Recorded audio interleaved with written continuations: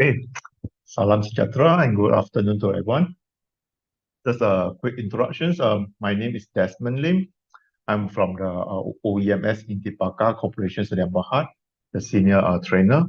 Our company is the sole distributor and training partner and also consultant of Wolfram Technology for Malaysia.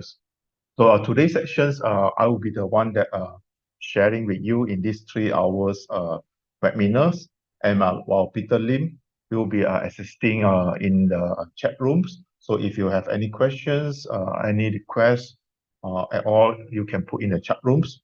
Feel free, Peter will assist with you on this one.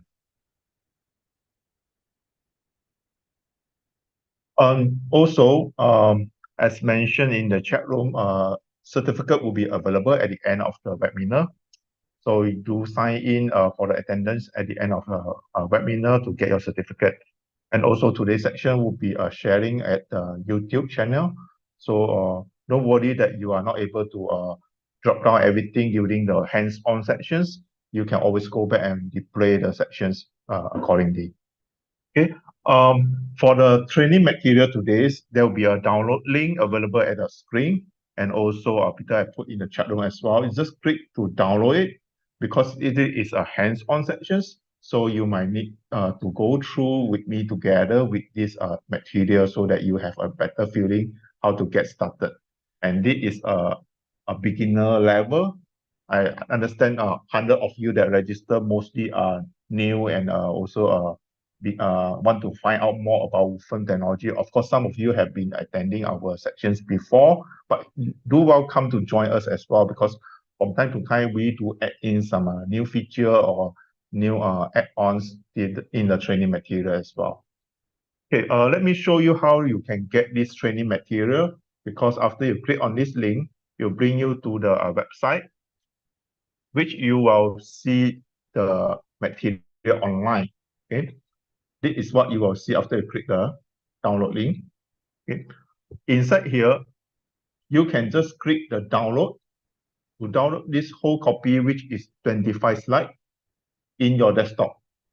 Provided you already install your Wolfram Mathematica in your desktop, then you can open this file, which is a .mb file. The file name is qswl2025.mb. So download this file, open on your local desktop, then you can actually play around and do everything, make changes on this file. And for those, if you are with the University Malaya, which you have the cloud versions, you also can straight directly sign in on these cloud versions.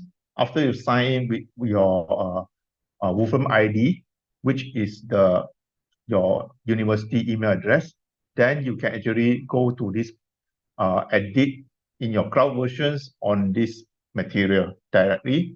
And of course, you need to make your own copy first so that you will change your uh, um, editions accordingly. So for those that don't have the cloud version, it's okay. You can download it to your local or you can view it as something like a PDF on the screen as well. Okay, so you don't worry about taking the snapshot or anything. Everything is on the screen. All right. Okay, did I miss everything?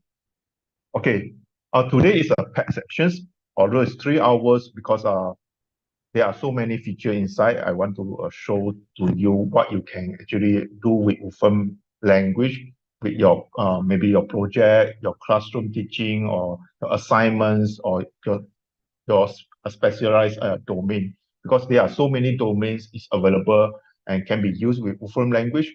So what I'm going to show with you in these 3 hours is to help you to work in a common and most commonly used features in Wolfram Mathematica, and also that you can understand where to look for if you want to go further into your special domain. Let's say you want to go deeper into mathematics, deeper into your biologies or chemistries, or maybe engineering, or maybe sociologies, business, then you know where to find it. Right? Okay, without further ado, we just go to the second slide, which is a quick intro about Wolfram Mathematica and the Wolfram language.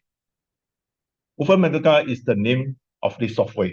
This is the Wolfram technical tools, the name of the software, whereas Wolfram language is the computer programming language that actually run this Wolfram Mathematica. Okay, is widely used in the science, engineering, and all these computing worlds. Okay, the rest you probably can have a look. And these tools is actually in the market for more than 35 years. It is all the world top university actually have Wolfram Mathematica in their campus. Okay, you can see it Stanford or MIT or Harvard. They all have these tools. And in local university, three of the university actually also make this Wolfram Mathematica license available to everyone. Everyone, I mean all the lecturers, faculties, and all the students. You can request and get your personal license for your desktop version, and also for the UM and Monash, they also have um, better options. They have also access to the cloud version as well. Okay, and beside these three universities, there are also lab license or group license or individual research license available in those university, local university, right? And some of the private sector, they are using Wolfram technology, although probably we never know they are using Wolfram technology, but in fact, a lot of the things are running in the back end as well.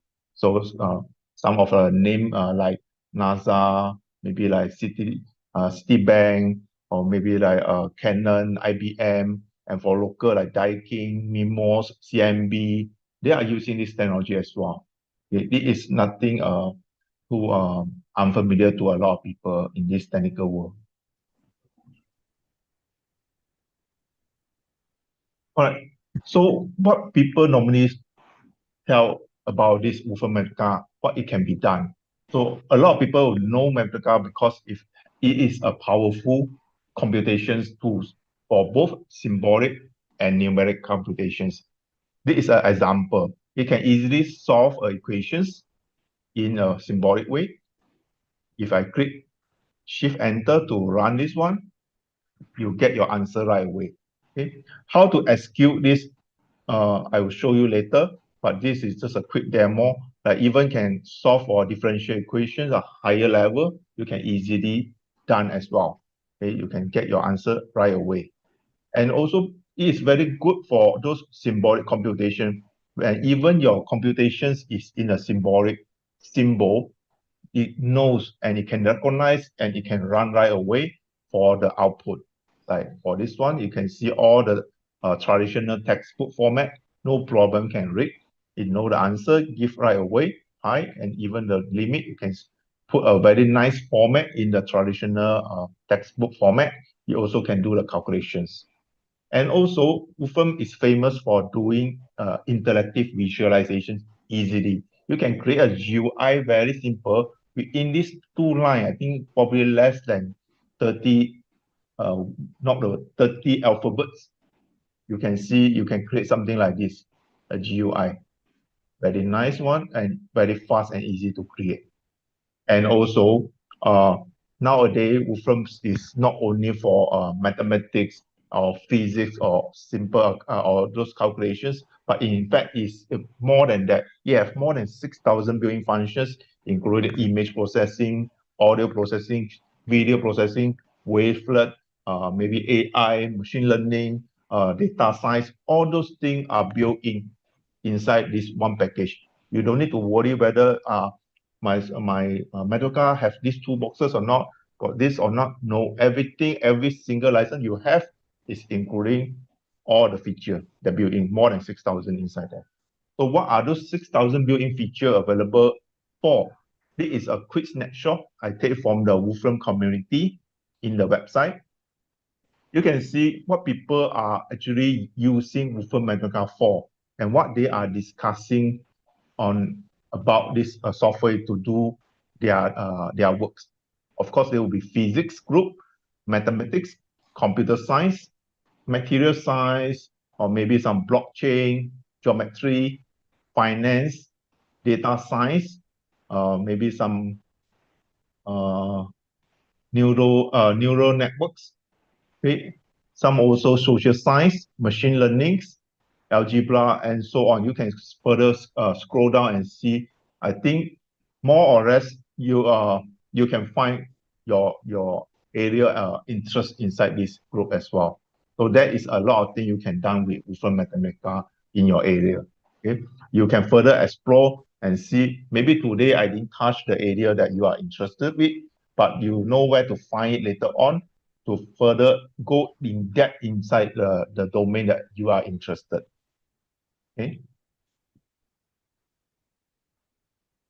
Okay, first we start with some simple calculations so that you have a feeling and so you can exercise your hand a little bit so you know how to get started. This is the example I prepared. But of course, if when you get started, let me close down this presentation slide. So this is the page when you first launch Wolfram Mathematica. And you, of course, you can go to File, New to create a new notebook. So when you create a new notebook, it's an empty workspace like this. It's nothing inside. We only a horizontal input line. This is a gray horizontal input line with the cursor blinking here. So from here, we actually can key in and type what we want to calculate. Maybe just a simple calculations. 2 multiply by 5, and then to execute it, to send for computation, I have to press shift and the enter at the same time. Shift plus enter at the same time on this line. You can see at the far end of the right hand side will be a bracket. That means this whole line, this whole row is actually a cell, the input cell we call. Let me put it in different colors so that you know this is a input cell. Now the whole cell is 2 multiplied by 5. Anywhere your mouse put inside or your cursor inside here, you press shift enter, you will run it for computations. And then this will be the output of it. And on the left-hand side here, you will see in 132, out 132. Your probably is start with 1 or 2. I have already 132 because I run some of the calculation previously. After I close these sections, I close the Mathematica and open again, the numbering will start from 1 again. It doesn't matter what is the number I have, it will be different from everyone. It's just that for the user, it easily can reference which output is typed with which input. So you know that this number 10 is the output of 2 multiplied by 5. Okay, this is how it works. And in these notebooks that you just download or in the website, I actually put the coloring so that you can know what it means. For the blue color, you can always execute. This is a executable line or executable cell. So for every blue color line, you can put your cursor inside and then press shift enter, you get your output. Okay, this is the blue color line purpose. You just click and run it to see the output. For the pink color line or pink cell is for you to key in the input or to add in something so that you can create your own command line and then shift enter to run it. So there will be only 2 color line, blue and also the pink color. The rest is just a text cell. This cell is a text. I define it as a text, so they are not computable, right? So those are the difference. So for a simple calculation, we get started. This is the 456 multiplied by 2. It's very simple. Shift enter. You can run it many times, as many as I want. So this 134 input, I run again, it become 135. So this is the answer. So it can run even a very large number in seconds. So this is with the power of 123, you can get your answer right away. And also in every input line, we also can insert notes inside it. So by using this format, bracket with the star, okay, you put your note in between. And if I run this one, Wolfram know that this is the notes. You will ignore the notes, but just execute the command. This is the command. Okay, you get your answer 24. Okay, for you to just move your finger a little bit, just type 216 in this pink cell divided by 7, and then shift enter and get your answer. Okay, you will see, okay, how come the output same as input? In Mathematica, the default output would be follow your input.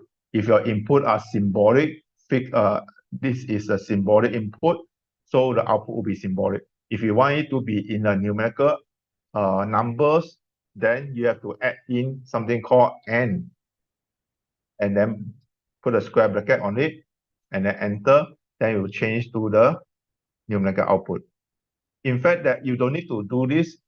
Maybe I should turn off my presentations slideshow mode and into a working mode so that I have the same workspace like you, and then you can see all the built-in features. Okay, this is what I just changed. Hold on. Let me make it larger a little bit. Okay, now I go into the working mode. Then there are some AI feature assistant will be appear in working mode, which is not in the presentation mode. So in this one, if I run 216 divided by 7 right now, I get this output. But once I move my cursor to this output, you will see this is a suggestions line came out.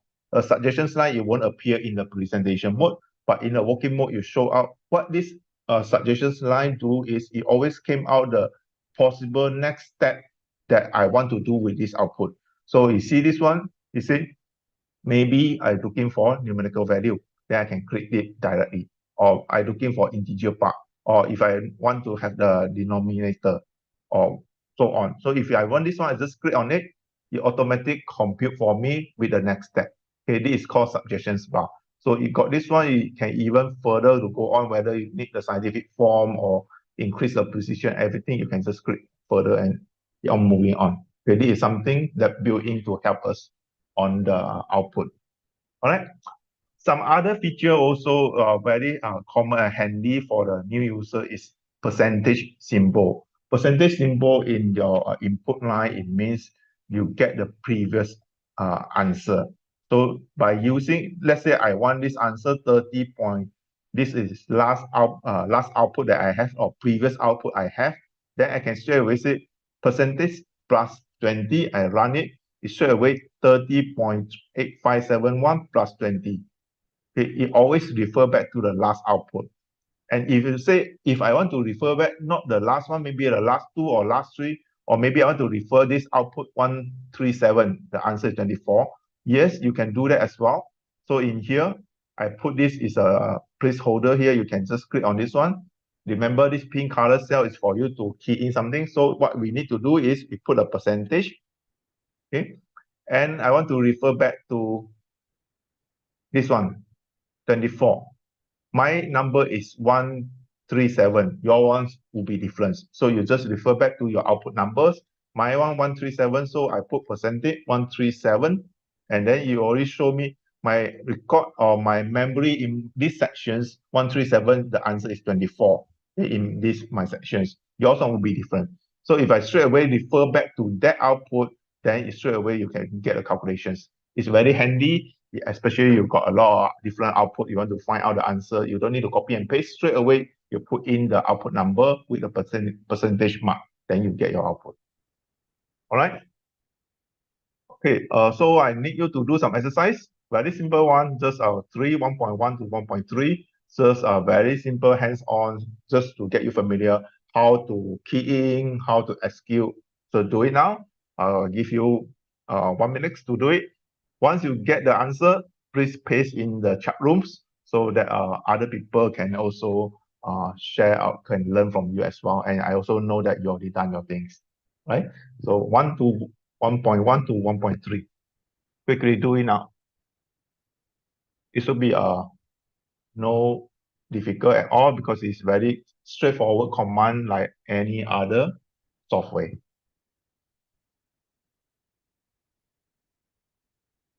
All right, anyone get the answer? The first one, just add the parenthesis to this number so that your answer is 14. And then 1.2 is 3 with the power of 7 times 8. I think this is like I just purposely made a primary level, primary school level, so that you just exercise your hand because there are more to come in the later sections. I don't want to start with a very too difficult one. Okay, we got one. Fazira? Yes, I think you got a, maybe I can copy your answer and put in your notes, put inside the screen here. See, yes, 14. Thank you, Fazira. Anyone come for the second one?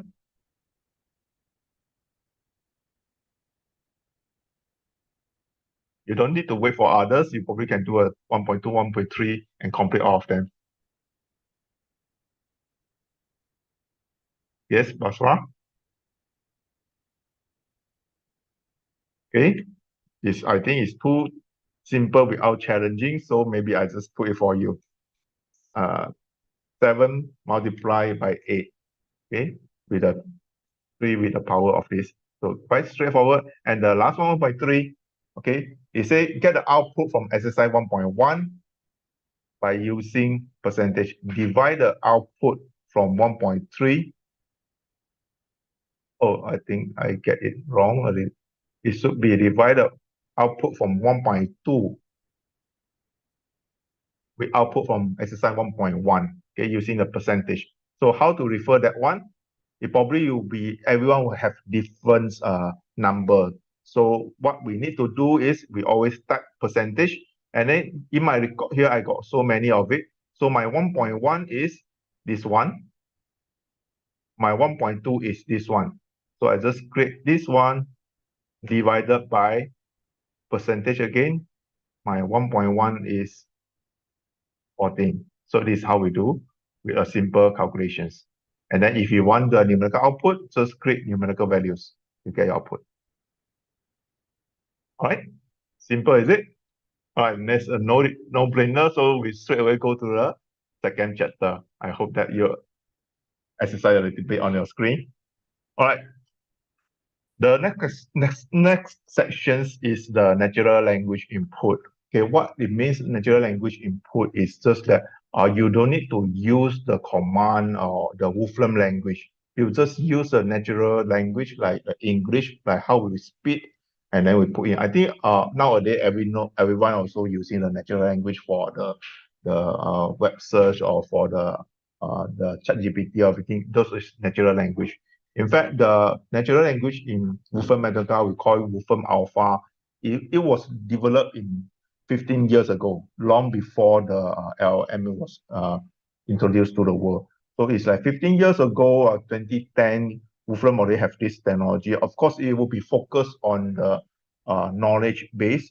It's not like what we use in the OpenAI or in the ChatGPT nowadays. It's slightly different because this one is meant for the technical computations. Okay, it get the answer, auto summarize, auto compute, and then visualize for the end user with understanding what we want to request. But of course, it's not as power as OpenAI in terms of the language, okay, in terms of language. But in terms of the computations and the data-wise, Wolfram Alpha is still the best, okay.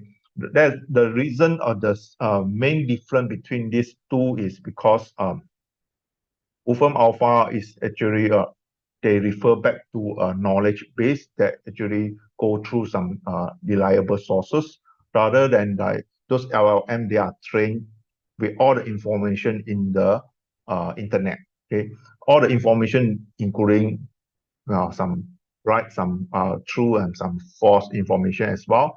One main difference with the Wolfram Alpha and this normal LLM is Wolfram Alpha, they do not have the power of creating something. They cannot create something. So whatever answer you ask in the Wolfram Alpha here, they will give you the answer only if they have. If they don't have, they won't give you the answer. They won't be able to create the answer for us. So they will not have those hallucinations problems in this LLM. Okay. So as you can see, this is 15 years ago developed. It go for different directions with the LLM today, but it's still very, very helpful in terms for the technical computation knowledge. So let's see if I want to solve an equation, say solve 7x minus 2. It always start with a orange color symbol like this. That means that I activate the Wolfram Alpha, the natural language input with this one. So after I activate this one, I just run this one, shift enter as well. when you have your cursor here, you say automatic try to understand what it is and convert into the programming language in Wolfram, convert to Wolfram language, and then it gives me the answer output. Okay. Similarly, like this one, you can also, I want to plot maybe two different line or two different curve with the range x 1 to 8. Just like what we speak in English, you try to understand it, convert to the Wolfram language plot with the range of it. So this output. Okay. There are a lot of other things can be done. I will show you at the end of these sections, there will be another part on this Wolfram knowledge data. But this is the first sections. Try to find the integration of the x power of 2 with the times size power of 3x dx. So how to do this? Without the I already show you that we need to key in this symbol first. To key in this symbol is start typing equal sign or double equal sign at the beginning of the input. This is how you activate the natural language input. Okay. First, we start with this one. Double equal sign is the difference between these two is single equal sign give me the simplified output, the simple one line output. Where is the double equal sign, it will give me all the comprehensive output, including the relevant information and also some graphics and some statistics as well. So for a normal, it depends on what you're looking for. Normally, we will go for the single equal sign first. Unless the answer is you want to see more than that, then you change or convert it to double equal sign. So for this one, let us quickly try this one. So in the first input line here, I put equal, so it convert with this rectangle equal sign, and then I can just say, do me the integration of this. I just copy the whole thing, put it here, paste. So I don't need to worry whether I are using the Wolfram language or not, just as a simple instructions. Then you send the whole thing to the Wolfram server and do the calculation. You see, you get your output right away. This is the output. Similarly, not only for the mathematics, you can do some graph as well. Say, get the area between x and y with the boundary. Okay.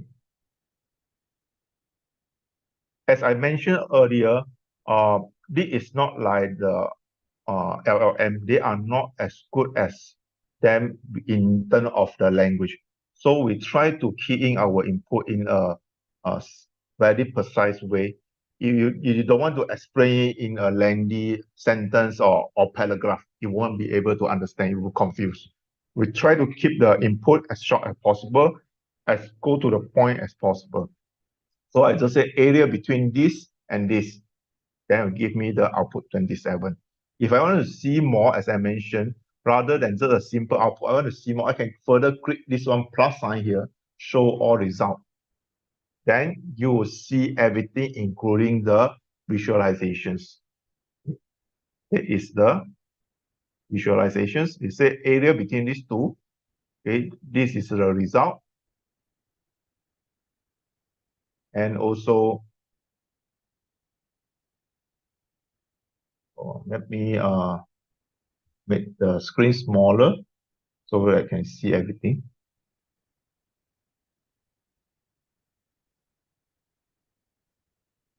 Okay.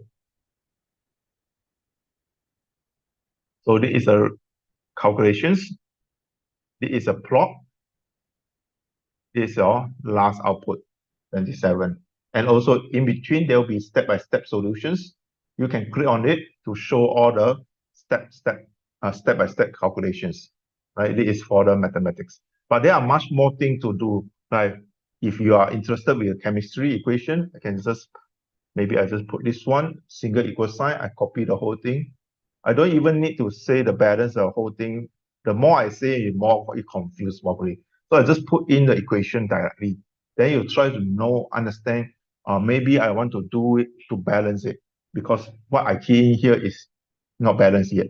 So you say, okay, maybe you're looking for a balanced equation.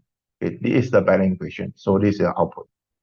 And if I want to do more than this, I want to know more about these elements or how the calculations or even the step-by-step balance equations, I can click more. So when I click more, then show me the input interpolations, the name of all the elements, and also the balance equations step by step. If I want, I can click on it. Stoichiometry, all those informations, like how many more of the methane or how many more H2O, or if I don't want it to be in the mass gram, I can click on here. I want to see in volume, maybe milliliter. Okay, then you convert to milliliter for these balance equations. So the amount needed for oxygens and also the percentage yield. Everything is shown in the table format, and also the structural. Okay, you can see I can choose what kind of structure I want it to view, fluid structure or skeleton structures, and the equations, and also the thermochemistry, all those entropy, all those relevant thing is shown. Even the equilibrium constant, it already shown how to calculate it. If you want, you can click step by step. And also the further property of all these four elements as well. Put in a table format, easy comparisons, easy reference for the technical use, right?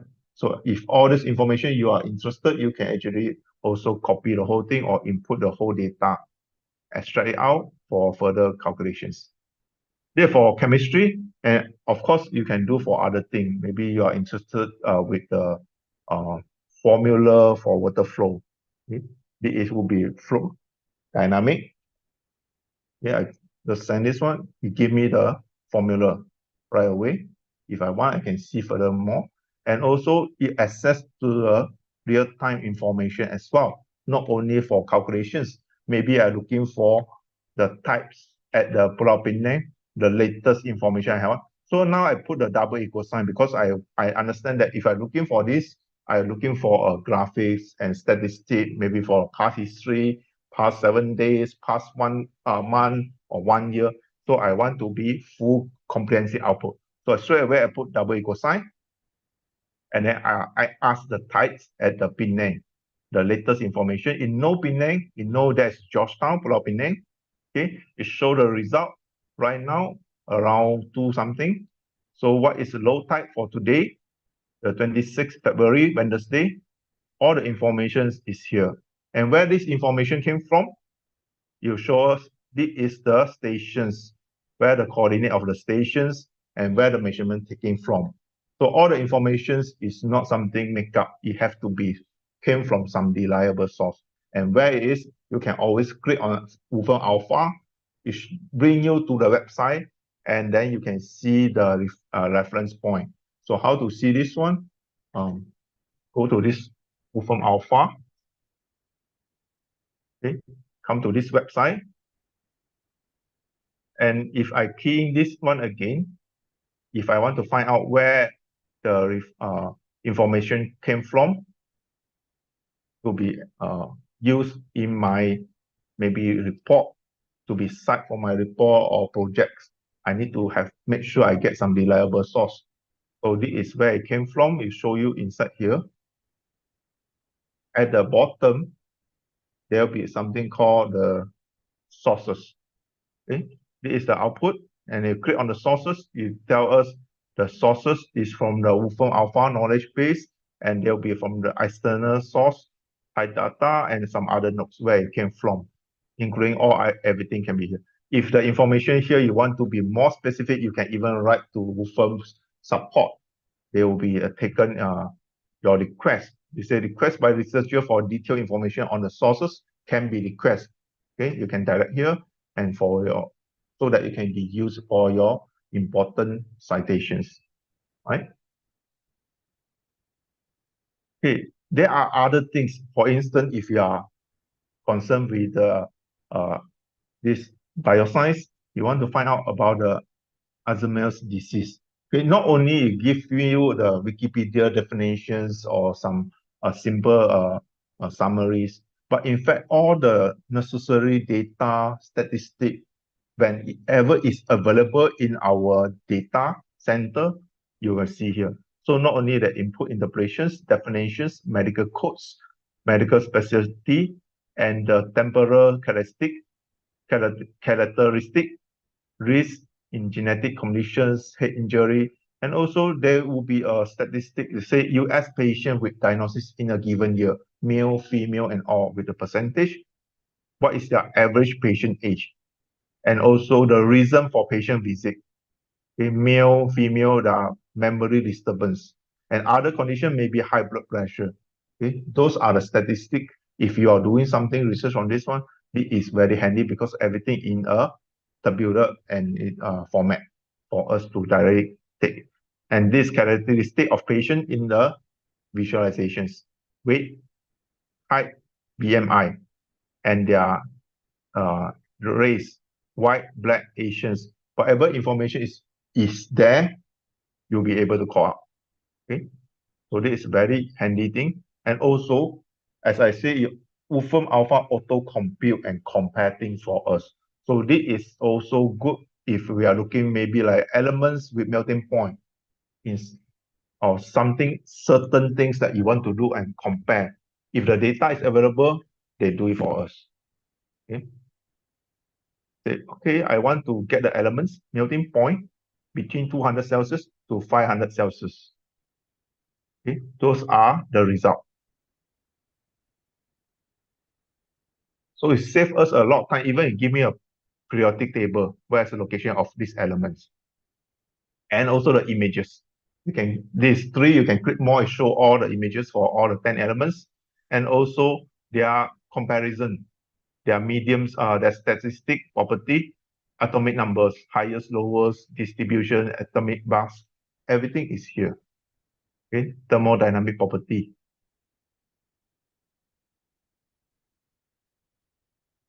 Okay, all the informations. Oh, there's quite a lot. Right? Nuclear property as well, half-life, all this one. And also, not only for that one, if you are interested with the finance or stock market, you can just say, okay, compare those stock NVIDIA or AMD for me. See what they give us. So you extract the latest informations. Okay. For local stock market code, not all of them are available. Okay. For those US market definitely is here, but for Malaysia, some of the data is not available as well. It's not to the up to the latest date. But if you are interested in those US stock market, those things are here. Say latest trade on the last night or yesterday, it is the amount and it convert to RM with the latest conversion rate. And also the fundamentals and financial comparison between these two companies is straight away put in a tabular comparison format. The PE comparisons and whatever information that you have, even it give me the chart, relative price history for the past 1 year, or maybe I can say past 2 years. You can select, you calculate again. When you see the black color at the right hand bracket here, me is still waiting for the output. Now it's the last 2 years. Okay, you can click on whatever information or available option here, separate the plots, put in 2 different plots. And even came with the projections. Okay, for the next 6 months, or of course, this projection is based on this random walk algorithms. Okay, you create probably every time will be slightly different. But it's an interesting and an easy way for us to get all the information at our fingertips. Okay, and those are company logos and summary. We get directly extract from Wikipedia. And just now is the real time or information like the type, like the stock price, but you also can get a lot of technical computation or calculation of formulas. Say I want to know the sound absorptions in seawater. Maybe you are working on some computation technically, and straight away you can get your formulas right away using the Wolfram language. Not only the formula, CEO also came out as a calculator. You can select the calculate the variable input, and one best thing is you can change the units. The unit, maybe instead of 10 meter, you can say 100 feet. Okay, and mix and match with all different SI unit or any standard unit. You also know how to compute it, no problems. Okay, if I click compute, it will do the calculation again and give me the answer. So now it read the input information is 100 feet. Maybe instead of Celsius, if I put the Fahrenheit, no problem for it to auto calculate again. The result is the absorption coefficients and give me the graph as well. And if I want to do some comparison, maybe lion, leopard, or cat, do it. Okay. It will be very handy if you are on this field, maybe for your biologies, comparison for these three animals, whether they came from the same kingdoms, same class, we put side by side for us to see, and some basic property of these three animals, physical dimensions, all those are available. Of course, you see there will be some blank in between. That means there are no data here. It won't create for me. When it have, you put here. But you don't have, it just don't have. And it comes with the images as well. And this taxonomic network and some other things. And one thing is about, you know that we just have an earthquake near Indonesia this morning. Okay. I just find out, I have this example and try to see whether I can get the latest earthquake information. Maybe I extract everything. So instead of equal sign, I put double equal. The earthquake near Indonesia. In fact, the information is up to date. It happened this morning, and we can get the information already through the Wolfram Alpha query. See what we get. You see, the earthquake in Indonesia said last 2 months, of course, I want to know last 24 hours. The magnitude larger than 4, okay? And then I want to see all those things. So you compute again, it's sent through, you see, it's now in the black color. It said last 24 hours, this is where it happens. Okay, what time it happened, and the magnitude of that happened, all in this 24 hours. And it gives you the details. Okay. Lastly, and there are more examples on what information or knowledge data you can get. You can go to this wolframalpha.com. You'll check out a lot of other examples. Maybe what I'm showing here, it doesn't have something that is relevant to you. Okay, you can see whether you have something interested in the Wolfram Alpha website. Okay, I'm sure that will be something that will be good for you. I tried the query between here and also the query in the ChatGPT. You can do some comparison. I think it would be nice to combine both. You can refer side by side. But sometimes for technical wise, for data wise, I will be more happy to get the data from him. At least I know it won't create something and try to explain it like it's true. This is what happened in ChatGPT. You came out with answer and explain like expert, but it's something that probably just intelligent of it, not really from somewhere else. It just create somewhere else, right? All right. Okay. Just now it's all about the AI or Wolfram Alpha without using the Wolfram language. But as a user, we still need to know about the Wolfram language so that for a simple computation or programming input, we can straight away type it. We don't need to rely on all the queries, all the things. We can do it here. And also you already know all those AI query LLM, you need the internet connections. Okay. If you don't have internet connections in your local desktop, you can't do all those things. But if you know the Wolfram language, all the simple calculations, visualizations, all the built-in 6,000 function, you can use it locally without the internet connections. So it's good that we still know and we still practice to use it. And also when people send you the algorithms, you know how to read it and you know what to change if you want to. Okay, Wolfram language have only 4 rules. Very simple. The first one, the functions all start with capital letter. Okay, plot, solve, expand. If there are 2 words, there are no space in between, and also this will be L capital, P plot capital. Okay, this is how the things work in the Wolfram language. Capital letter for the first one, and then using bracket, square bracket after the functions. This inside the square bracket, you put in your argument. And we use a curly bracket. Curly bracket is to include the elements. If you have a list of elements, and also if to use it for the range, maybe from minimum value to maximum value. This is the purpose of curly brace. And lastly is the shift plus enter to run the computations. Okay, let us try this one. Computation example. You want to have functions expand, capital X, followed by the square bracket, and this is our calculation or our argument. So if I put this one, I shift enter, you do the calculations. Okay, and this one solve. You solve these equations. 2x minus 7 equal to 0.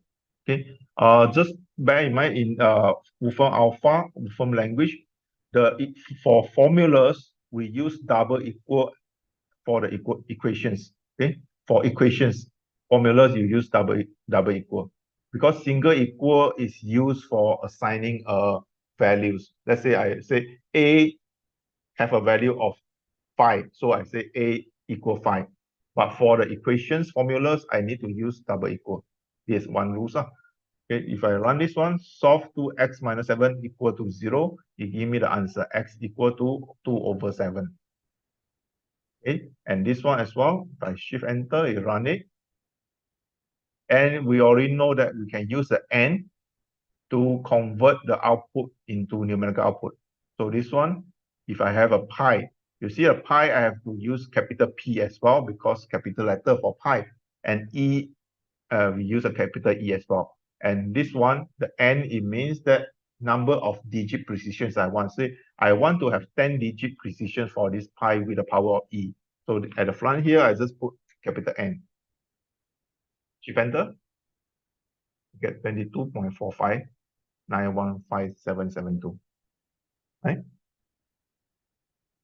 And lastly, simplify. And just run this one, you do the simplifications very fast and easy. Okay, now need you to do some exercise on this very straightforward exercise for using the integrate this template to find what? To find x power of 2, where the x with minimum -5 to 5. So just rewrite the whole thing here and run it. See, you can get your integrate answer. And also the second one, to solve these equations, 2 equations. Okay, put inside here using solve, and then to solve in terms of x. This is your variable you want to solve. And you use the curly bracket if you have multiple elements. Like this one, you got 2 equations, so you need to use curly bracket. Okay, I give you 1 minute to do these 2 examples. All right, let me see the question. Anything question in the chat room? So there's a question from Sauda. What is the difference between Wolfram Alpha and the Wolfram that we need to install in computer? Okay, the Wolfram app that you install, we call it Mathematica, and Wolfram Alpha is already built in. So you don't need to do extra installations. It's extra feature that came with the Wolfram. Only that you want to activate or to call this feature, you start your input line with equal sign. Whenever you start with the equal sign, that means the software already know that you want to use the Wolfram Alpha query.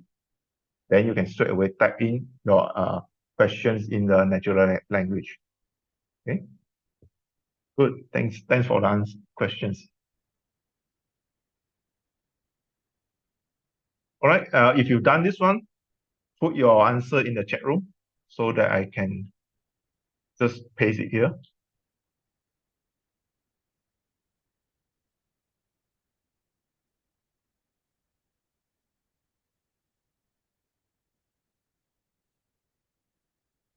Okay, I got a 250 divided by 3. Is it the answer?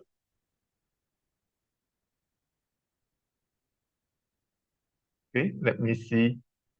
Okay, let me work it out. So this is integrate. Okay, yes, it's for 2.1. Let me check my answer as well. So this is how we write the function x to a power of 2. And then I get a range x from -5 to 5. I run it. 250 over 3. Great. You're right. Bushra, thank you. Okay, how about the second question? Solve these two equations, and then you want to solve the variables x and y as well. There are x and y to solve. So I think it would be quite uh, straightforward to use solve. But inside here, now we got two equations. So it is a hinge. Use curly bracket to put in two equations. So the first equation, 2x minus 7 equal to 0. Remember, you have to put 2 times equal, and then comma. Second element is 3x minus 2y equal to 0. Okay, this is the two equations. And then put a comma, follow this format. The variable at the back here is what? X and Y, right?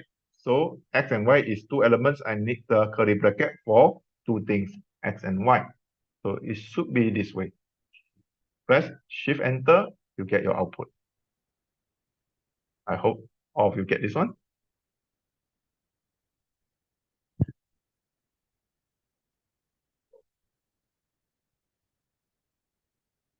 No problem, right? It's still beginning, so it's still okay. All right. Now we go to the next list. The next few sections is about how you work with your data. I put these sections inside here is because I think nowadays we deal with a lot of data from external, maybe IoT or maybe other or anyone else to do for data science. So I think list is one of the things that you want to use a lot, and also some other feature as well came with the list. So list is the basic way to put all the elements together. Okay, we already know that the separate with a comma, and all the elements, it can be anything in Wolfram Mathematica here. It could be numbers, it could be alphabet, it could be pictures, it could be a sentence, it could be a formulas, anything. Okay, it can accept all those things.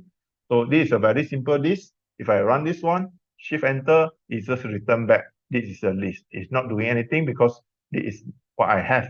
But if I say I want to plot this one for all the number, I say list plot it. See, you put in a simple plotting, okay, based on my data. It's for quick plotting. Okay, list plot. And the next function, range, is a function that is very easy to use to create a random numbers or a list of numbers that you want to use for your computations. So for this one, I just put range. Okay, range, and what it means 3 or 20 or 5 is 3, it means start from number 3 until the maximum number is 20. And then the third element that means is the step size, as I explained in the note here.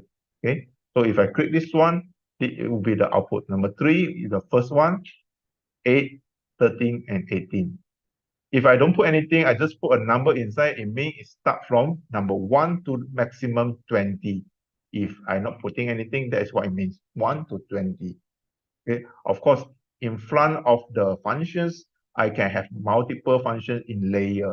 So I can add another function, say reverse, on top of the range. So of course, the output will be 20 to 1. This is a reverse for the range 20.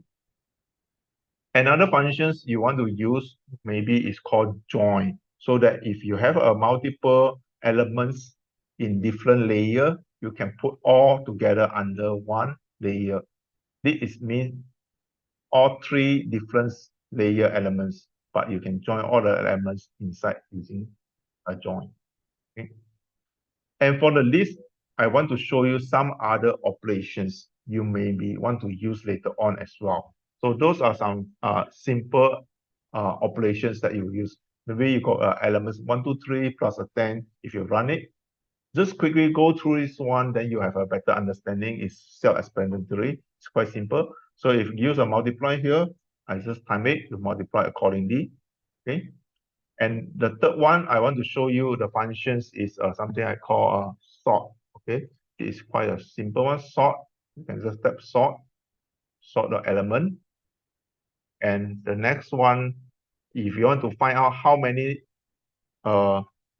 elements we have in this list, you use something called len. It means how many numbers of it. So if I put len, it shows me this 6 of it. Okay. If I want to find the total sum up, okay, total, then you just sum up everything, the elements, provided it's a numerical numbers. Okay. Total up and count. If I got the elements here, I want to specifically count how many number of certain elements. Let's say I got 10 of 1,000 of this in the list. I want to know how many of it are A. Then you can use count. So with the comma here, you put A, you count that number of A here. Of course, beside the count, we also can use something called part. Part means to extract out the numbers.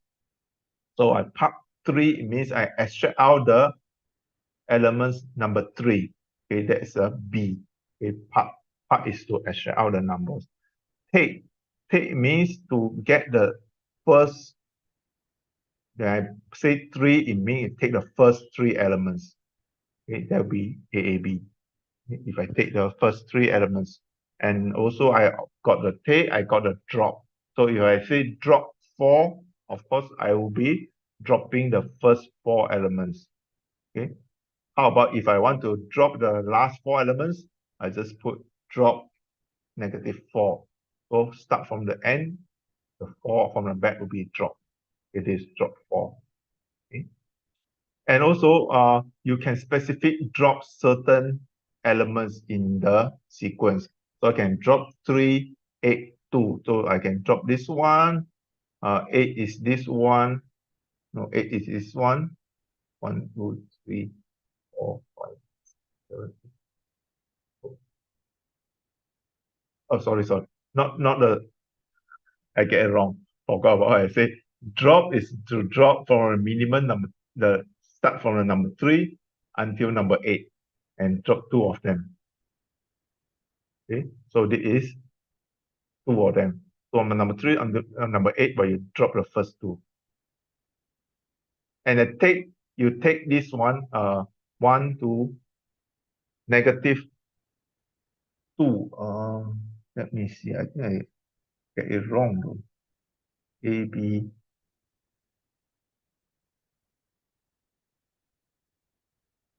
Let me go in to see the exact. Probably I explained it wrongly. I want to confuse you. Let me check the documentations. I put the question wrong.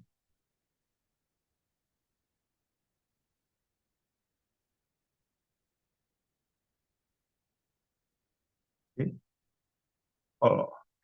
This one is from 3 to 8. So it's from here to here. And then drop the second one.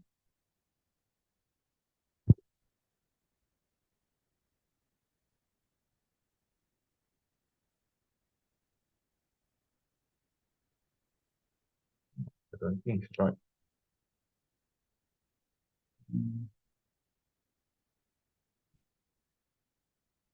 Oh, sorry. The last one is the step size. I get it wrong. I interpret.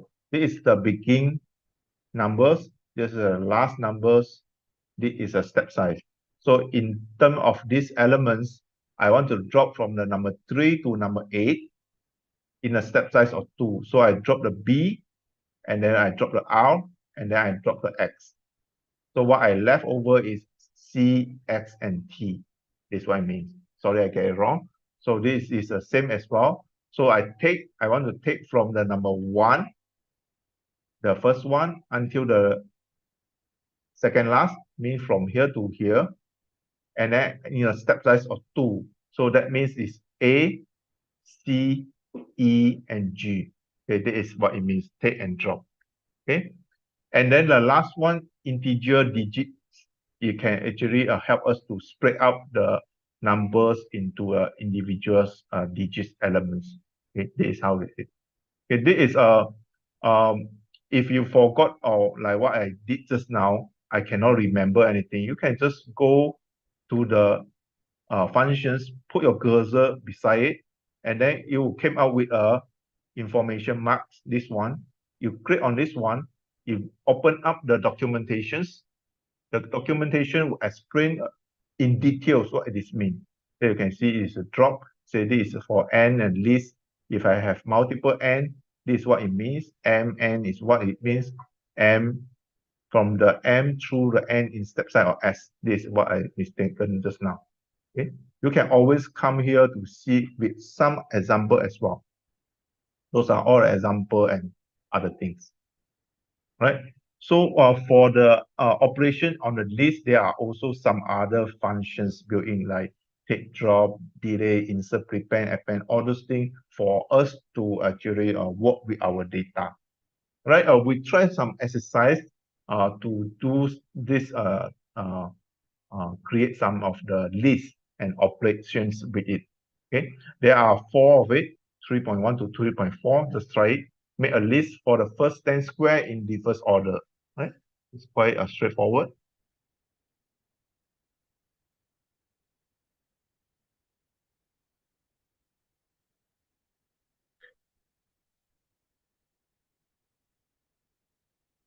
Okay, so 10 square. So how do we do a 10 square? If we are not consider the square, we know this is how we do the first 10. This is a list. Okay, but if I want to reverse it, of course, I put a reverse at the front. But then you say, I want to have the square. So how do I do the square? I think it's quite straightforward. I want to apply the square to the range. So this is what I do. So this is what we get the answer. Reverse range with a 10 square. This is what we get. Okay. And second one, try to plot. So now I want to use a plot. The hint is to use a list plot. This plot the value from 24 to 4, specifically with the increment of -4, means from the this maximum to minimum with the increment, it keep reducing. So what we need to do is we're using the range again. So start from the 24 to 4, and then the step size is -4. Okay, this is what we get. Okay, we get the data value. Then we want to displot it. So we just add a displot at the front. Run it, you get your visual. Right? Okay, take and drop. Let's say you have a data range from 100. Okay, you want to get the first take and drop to get the first 11 to 20. Oh, okay. From 1 to 100, I only want to extract out 11 to 20. That means the front 10 I don't want, the last 80 I also don't want. I only want the 11 to 20. Okay. Not too difficult because we can get this one range 100, we already know. And then if you know that one to drop, how do we use a drop functions? If you refer back to the top, okay, drop. If I drop the 4, means I drop the 5 from the beginning 4. So in this case, I want to drop the first 10. So I just drop the first 10. So now I start with 11. Now I want to get what? To take only the first 10. The rest I don't want. Okay, so I put another layer on top of the range and drop.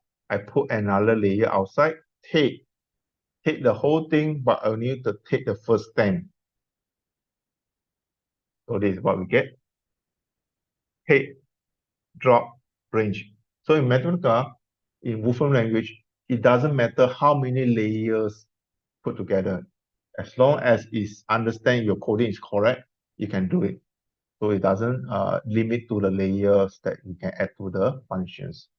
And lastly, use the part, sort, and integer digits to find the second smallest digits in 2 with the power of 20.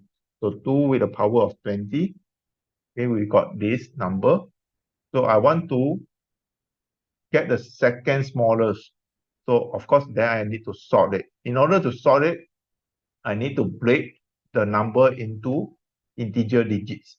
So what I need to do is I put integer digits.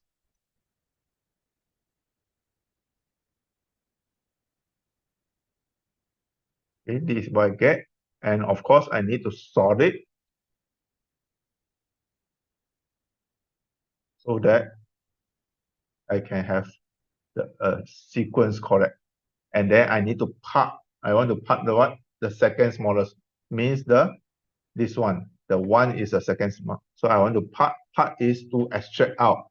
Extract out which number? The second number. So I extract this one. So this is the answer for 3.4. All right. There are some other list visualizations after you do all the computations or all this operation in the list elements. Then probably you want to get some visualizations. Visualization in Wolfram Mathematica is quite straightforward. Like for example, we already know the list plot with the element inside. It straight away plot the list for us. And also you can have something called list line plot. There are a lot of different kind of plot or graph or visual inside Wolfram Mathematica. So now I give this line plot a name called G1. Okay, this is graph number 1 equal to this. When I say G1 equal to this line plot, means every time when I call G1, I get this visual. Okay. Then my G2, everything is same. Instead of this line plot, I say I want it to be in bar chart. So G2 is equal to bar chart. I get this bar chart. And G3, I want it to be in pie chart. So this is a pie chart for G3. So we can easily create 3 different charts from a similar output by changing the function's name. Okay, now I got G1, G2, G3. Okay, and also I can use a row to put all this visual or put anything in a side by side. So for instance, this function row, okay, I say row is from A, I got an element A, B, C, C, C, C. Row, you put everything together, okay, in a sequence. So that is put together. If, however, if we need anything in between the elements, then we can put a comma at the back and then add in the thing that we want to slot into or insert in between the elements. Let's say I want to insert this one. So I put this one, then it will become like that. Okay. You can put anything you want or put a space, then become a space or underscore. Right? So this is how put a row.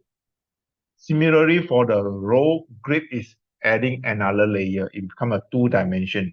Okay, it become like you put 2 layer of the list. First layer of list ABC is the first row. Then comma, second layer of list, it become the second row. So this 2 layer of bracket here, you came out become ABC, first row, second row, XYZ, with the column AX, BY, and CZ. Okay.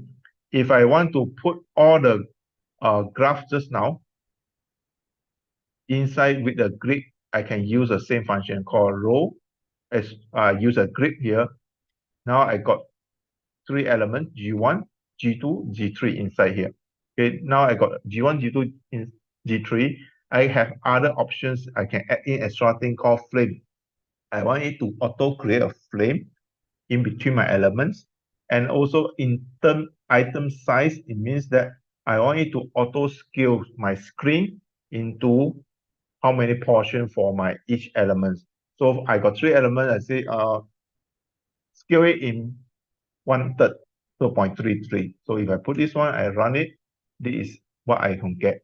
You can see the grip G1, G2, G3, and then they put it in the flame with a scale of 0.3. Of course, if I put 0.5, you will see only 2 in my screen and the other one on the other side. So this is functions is quite handy also if you want to automatic put a thing on the screen accordingly. So we can try to do the above graph, which is already this plot, bar chart and pie chart G1, G2, G3 in a row. Just now I'm using the grips. You can try to use a row also to create something similar like this. Okay, instead of grid, you can use a row with a spacer. Spacer means something in between the graph. How far apart you want to put a spacer. Okay, let us try together on this one using a row. Okay, and then the element G1, G2, G3 elements. If I don't put anything, I just this, it will become something like that. Okay, but I specifically the question asked to put a spacer of 50. Then your output become like that. Okay. Of course, you still can adjust it the size by dragging the graphics. Will be different compared to the grips. The grip here, we can use the item size for auto scale. But for simple visualizations or elements presentations, you can use a row here.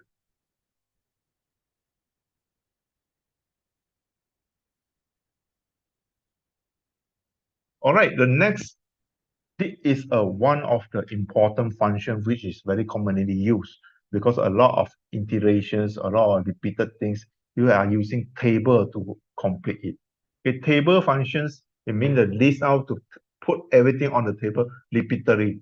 Okay, that means say I got a table 5 and 10. That means I want to list the number of 5 repeatedly for 10 times. So if I put this one, you repeat this the first input or expressions. This is the thing. Expression is 5, and number n is how many copy or how many times you want. So 10 times. If I put the table, I say this is the expressions is a pie chart. I want to have this pie chart, and then I want to have 3 of them. Then if I run this one, it give me the pie chart for 3 times.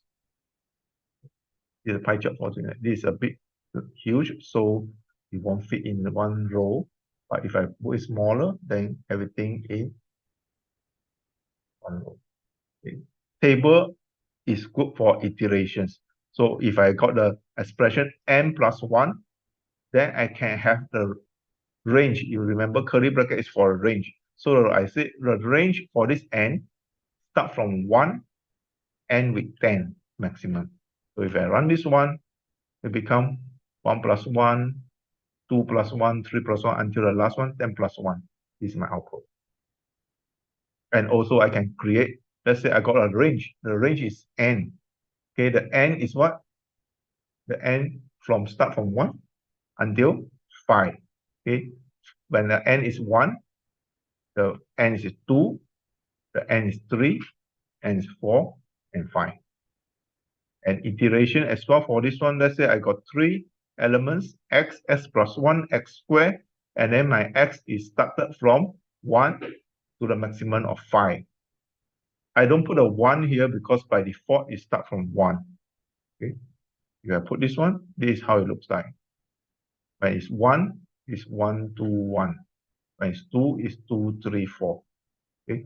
Lastly, I can put a list plot. I put a table here. the table start with the expression x minus x squared.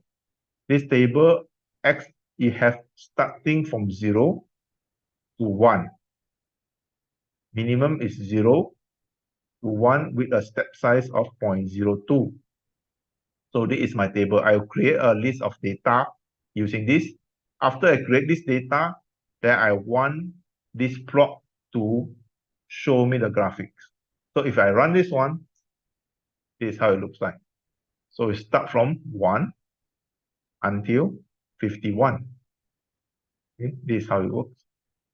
With a step size of 0.02, so we'll create 50 of them and this plot. All right. So with all the lists and operation on table, you can create a lot of this experiment data for yourself to do your exercise or examples. So make a table of lists of digits for the first 10 square. The expected output is something like that. Okay? Using the table. Try it.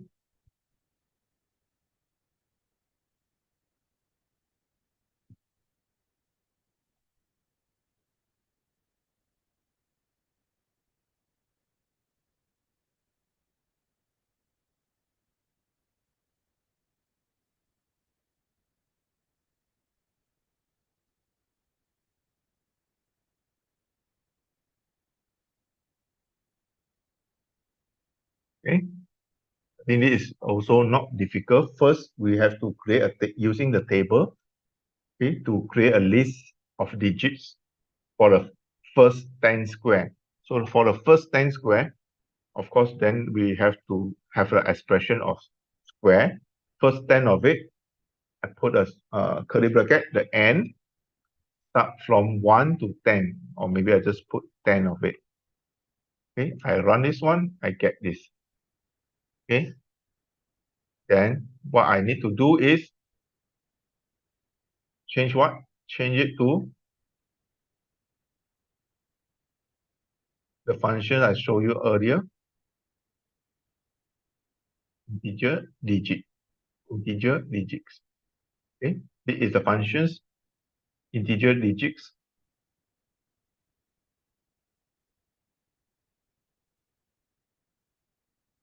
I put it here.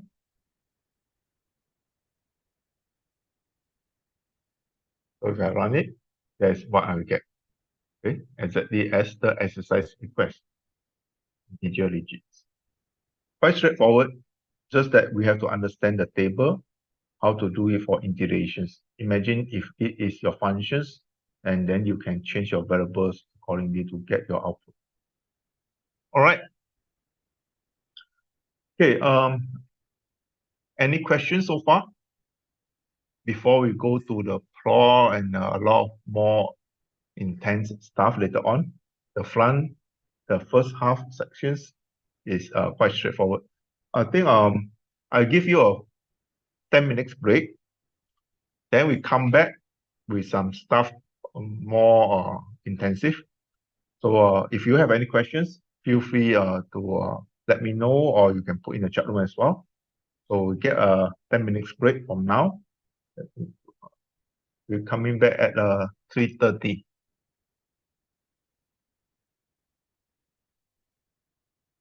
Okay.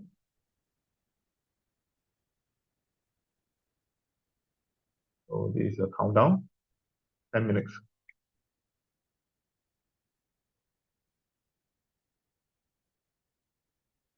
So grab a coffee or get a bio break. All right. See you.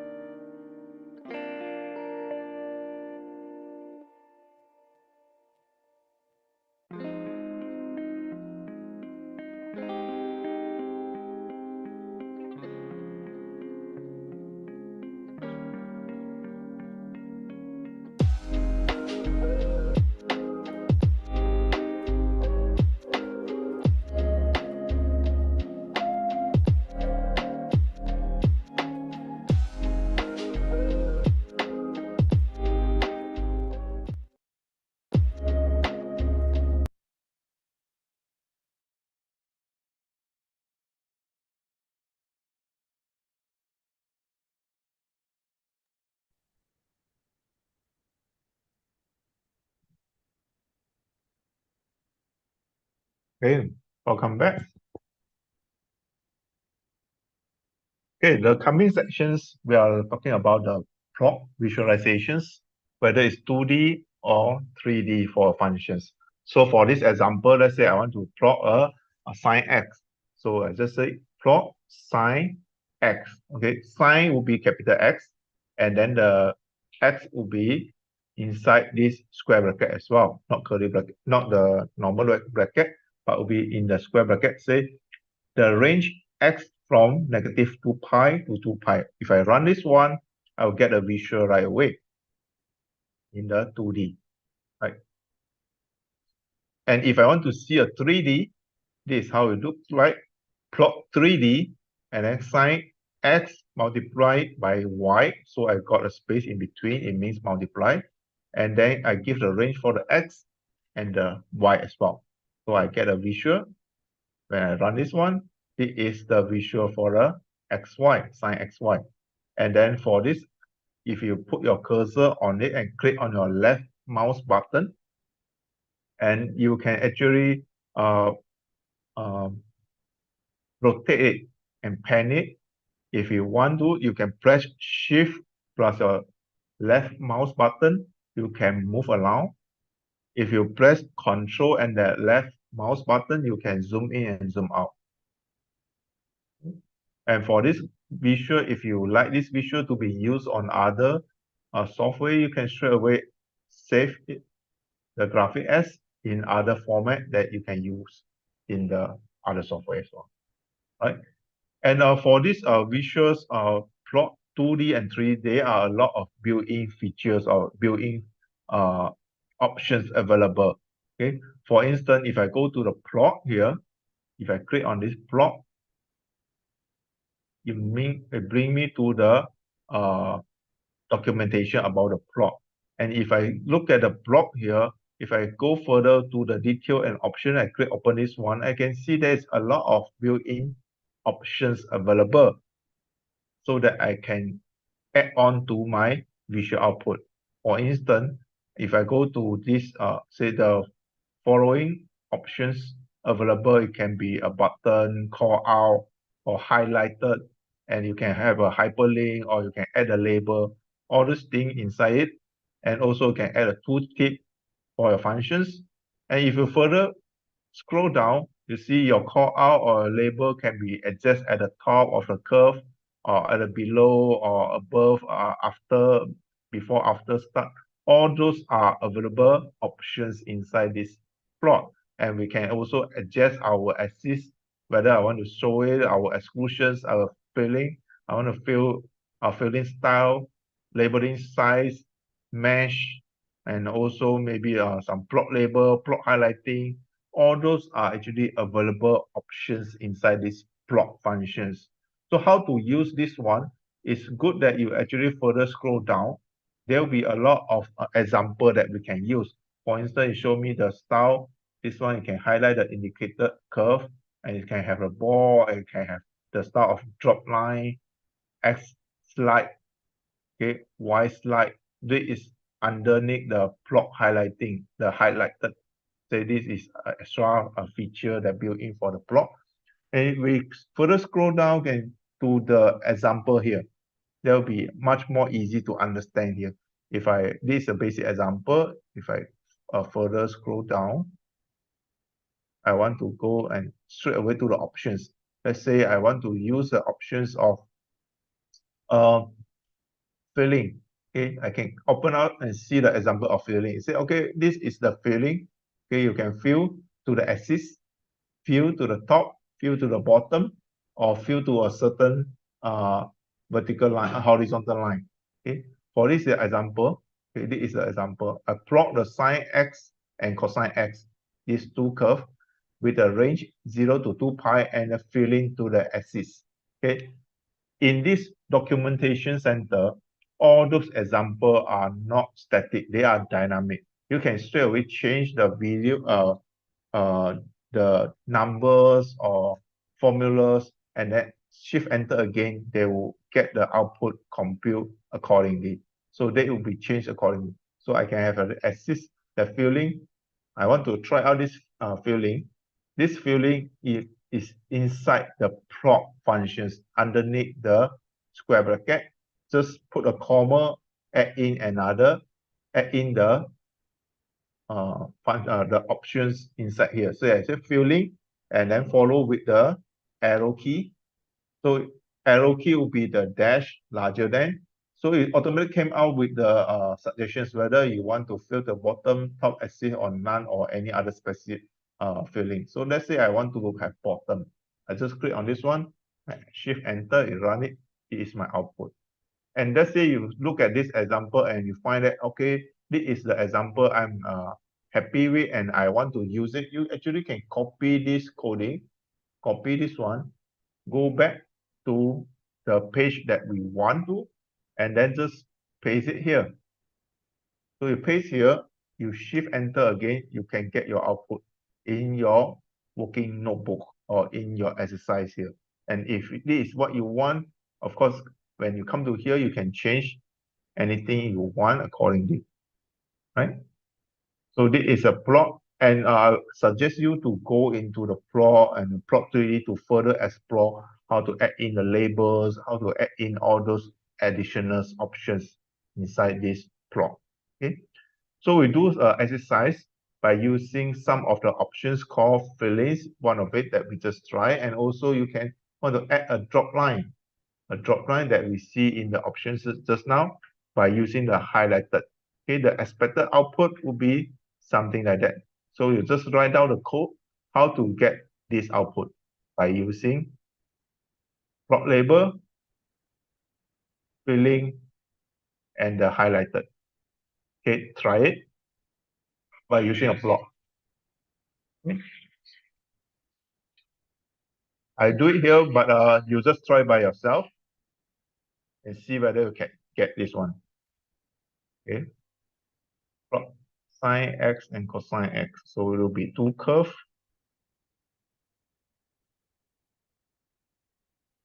Okay. I think I got something. This is not the output. I need to have sine x and cosine x. Let me remove this one. Just plot the sine x. So this is the output. Plot the sine x.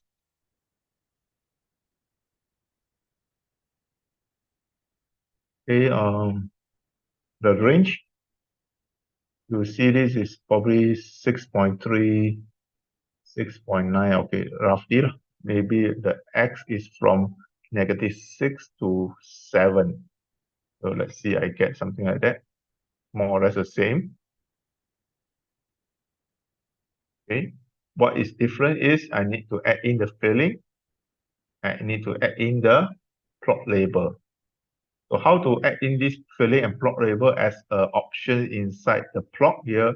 You already see the example just now.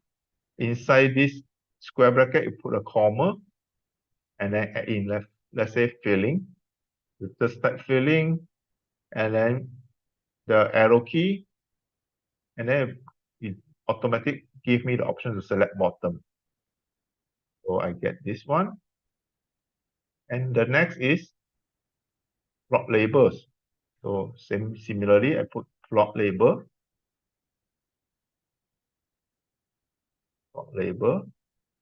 and then here I can put a label here.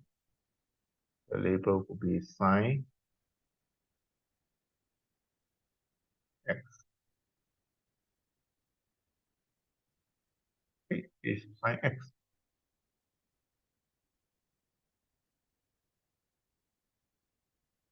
Okay, this is label for the axis. Plot label is called the S. This is another one. Let me see. Plot labels.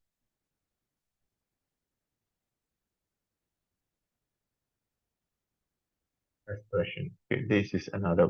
This labels is for the curve. So that's why it could be multiple labels. Plot label, this one is for the axis. Okay, so I remove this one.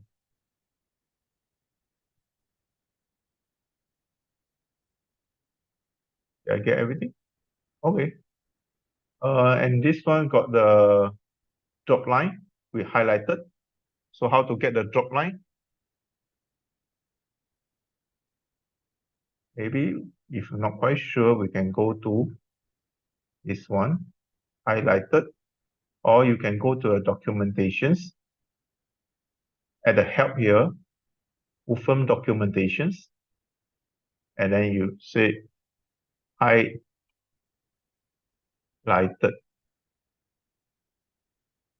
Check out these functions and how to use it.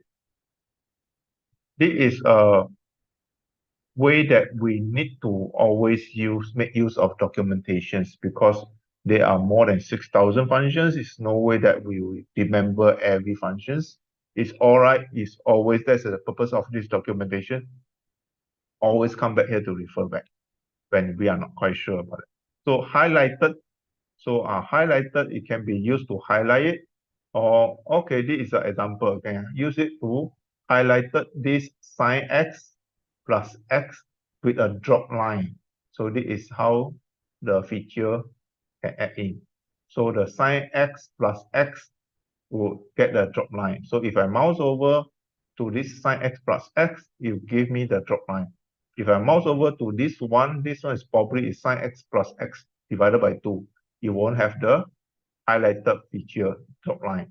So this is how it add in. So I need to put the highlighted in front of the sin x and then add in the name of the highlighting feature or drop line. So for that, I already understand. Then I come back to here to modify my sin x. So this one, I just put highlighted.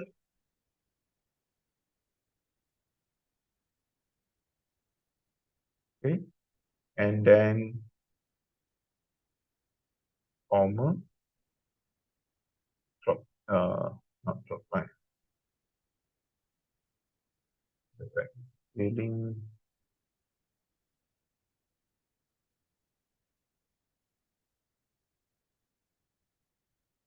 drop line. Spelling mistake. Okay, now I got my drop line. See? So this is how it works. So from time to time, we always come back to documentation, especially for the feature we are not really use it a lot. It will also good to refer to. So this is the answer for this 6.1. I hope you get that one.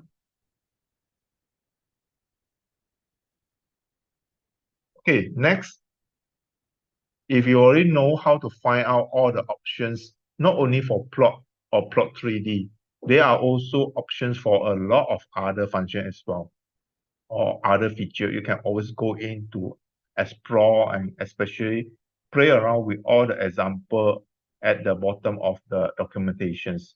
Will show you all the ready example, which you can actually play around with the dynamic to better understand. Okay, the next thing I want to share with you is called assistant palettes. This is very convenient, especially if you want to create something like a special format, like those textbook type. It will be good for those people prefer on the button that can you click in. So how to activate this palette is we go to the feature, the menu at the top here, it's called palettes. Okay, you click on it one, click on that one, and then you click on the second called classroom assistant. Okay, you click on the classroom assistant, you open up the palettes. Okay, this is the palettes. I have made it 200. You by default, I think is 100 is quite small at your left hand side, but it for depend on the screen. But for demonstration purpose, I make it larger. Okay, so I put 150 here. With this button, mouse, just to create, it will be easy to create something like that. For instance, if I want to create integrations like that, I can straight away find for the button on it. This is the basic one. I can go for advanced. Advanced, those are the button. Okay, this is the one I'm looking for. Definite integral.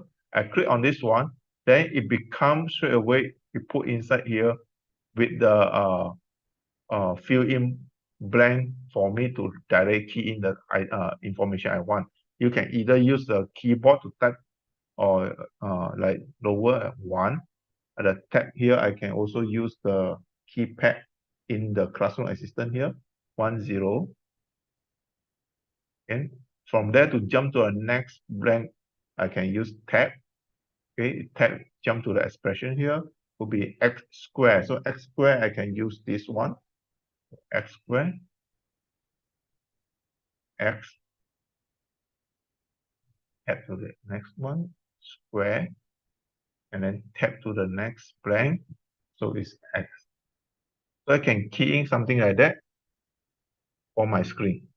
And in fact, if you want it to look even better, like the classroom, like the textbook format, you can right click on this one and say convert to traditional form.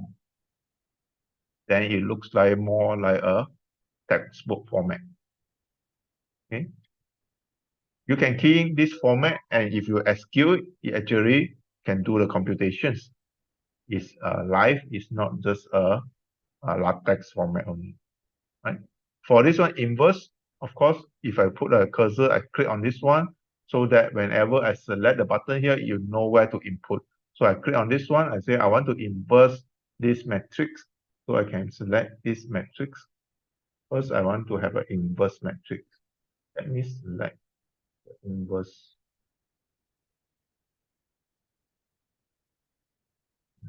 Okay, this one, inverse.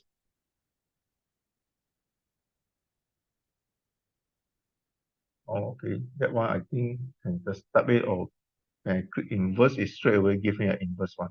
Okay, you can just type 1, tab it, 4, 2, 3. Okay. Want to have the wording instead of I have wording. No, it's straight away change to the format. Okay, then mine is still the same thing. So if I run it, get your output. Right, so that is the classroom assistant. Is not only for those special template that you're looking for. It also some symbol like pi, like natural values, or all those the infinity, and also some other format as well. You can just select all the format here, and you further scroll down. You can also have the feature for the writing and formatting. In fact, if it's not for computing, let's say if I go to my this notes here, this is a text cell. I can select this text cell. Okay, I can select this one. I say I want it to be a section shell. So I click this one, it automatically become a section shell. If I don't want, I can select it becomes a smaller, say subsection cell. The automatic change. Of course, if you look at the menu at the top here, you show us the cell style. That is the style that we have for this cell. So you can straight away select from here also. Okay. And you can change the group colors or text property by using this classroom assistant. You want to add another layer of the bracket, and you want to have a background colors. Everything can be changed here, and the property you be able to centralize all those things is using the classroom assistant. Is also including the type setting, superscript, subscript, all those different template, and also different symbols. You can just using the classroom assistant. Right? I let you explore on this one. Next is how to create a compound expressions. Okay, what you mean compound expressions? It means you want to add in different variables inside one cell. Every separate commands, but all grouped under one cell. For instance, this one, let's say I define a variable for this is a. A equal to this one, I run it. Then I say, okay, b equal to 3, b equal to 3 multiplied by 6, 18. Then I say, okay, then I want to have this one, 2 with the power of b to 2 with the power of a plus 3 to the power of b. And I run it again. Of course, we have, in this case, you get the answer also. But what if I don't want to see the intermediate output? I straight away want to include all the steps, the 3 steps inside one cell. Then I use a semicolon to combine all the above steps. So how do you do that? You just using this one that straight away is similar to what we normally input. We put it here, but we follow with a semicolon. Semicolon means that you don't want to show me this output. I don't want to see. Okay. And then the second one, I put it here. Then also I add another semicolon. I say, oh, you also don't want to show me the output of B. Straight away, the last one, this is the formula. Then I don't put anything. It means just show me the last computations. All those 3 are under one cell. So one off, we shift enter, you run through the first A, second B, all compress the output, and then apply to the C here. Get your output. So that is a semicolon. And for that, we also can always use a question mark to check the assigned value. Like what is the B? Sometimes if we forgot, we use a question mark B. Okay. Then show me, okay, B now is equal to 18. If you come back to here, A is equal to 12. So now every time we use a A or B inside the same workbook or inside the same sections, they will know the value of A or B already assigned. So it's already have something here.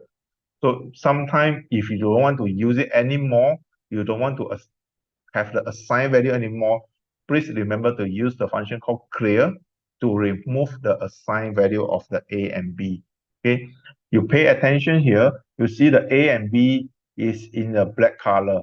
Whenever in black color in Wolfram Mathematica, that means they already know they have been assigned a value or they are in the library already.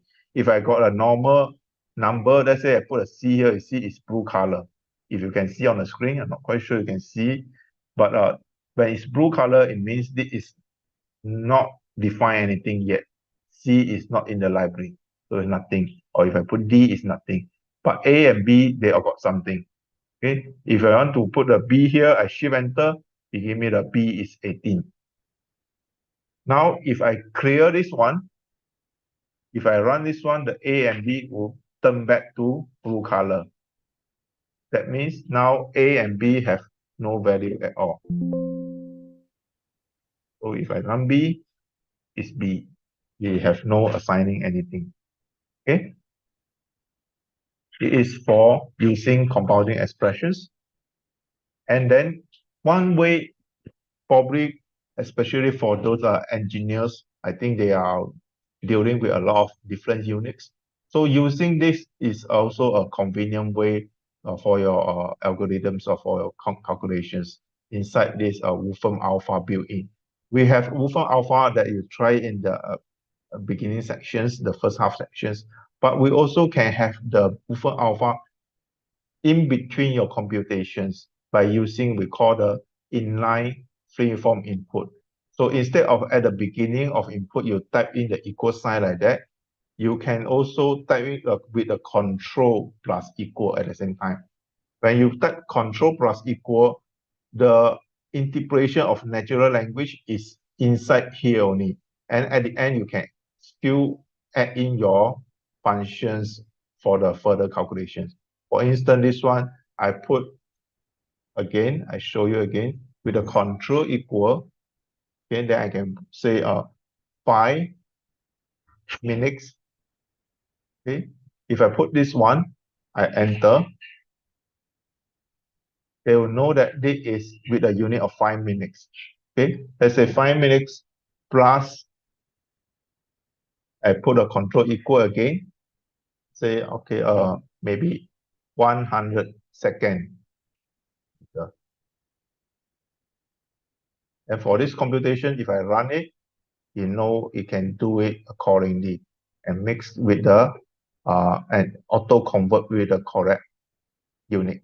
Of course, you can choose to change the unit as well by using alpha. Say I want to remain with the minutes, or you can use the unit conversion function inside that you can check in the helps there how to convert it to the specific unit you want.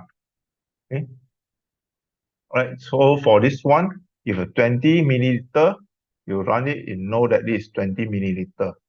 It's not just a ml. In fact, they know what is this about. So 12 minutes and all the calculations, 12 feet plus 3 meter, then you go to 12 feet. Okay, it is the unit that you want. So you try to do the calculation here. Say I want to have this computations 10 minutes per second times 5 minutes and get the units I want. Okay, try this one.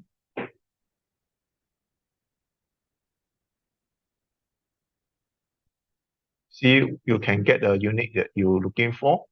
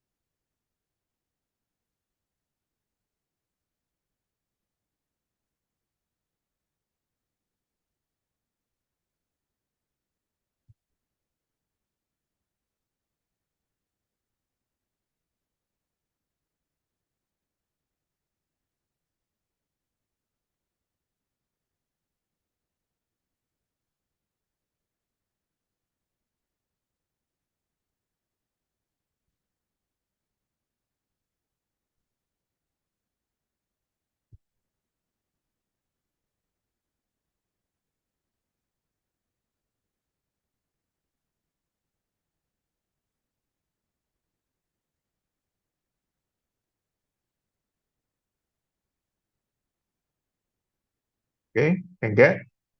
So anyone get the answer?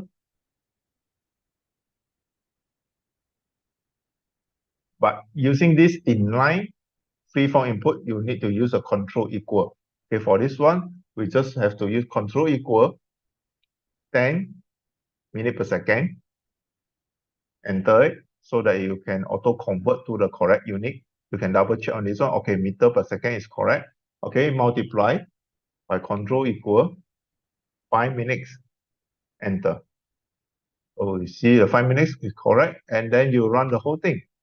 Then you give me the answer is 3000 meter. Okay, automatically convert the second, meter per second times the 5 minutes. All right. So if this is not the unit you want, you can further using a function called unit control to convert it. So unit control, unit, not sorry, unit convert, of course the quantity is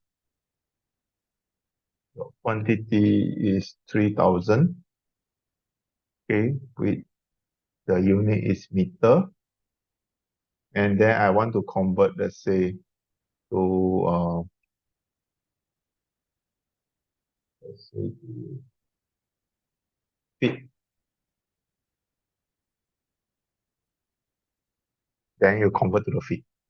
Okay, this is what you get. Or I want to have the n here. I can put a n at the front. So it's 9,842 feet. Okay. So not only for the normal unit conversion, but also for the currency. So we can also say, what is the currency? 32 ringgit Malaysia. Yeah, put ringgit, see whether you know ringgit Malaysia. Okay, Malaysia ringgit, you know that. So if I want to minus, let's say I own some friends, 5 USD, I will say I got 32 ringgit, how much do I pay them? So how much do I left? If I shift enter, you convert with the current exchange rate and come back to the answer. So this is my USD, US dollar, or can show my suggestions bar here. Say convert a unit to unit. I want to convert to this one. So I got this one. I want to convert my unit to Ringgit Malaysia.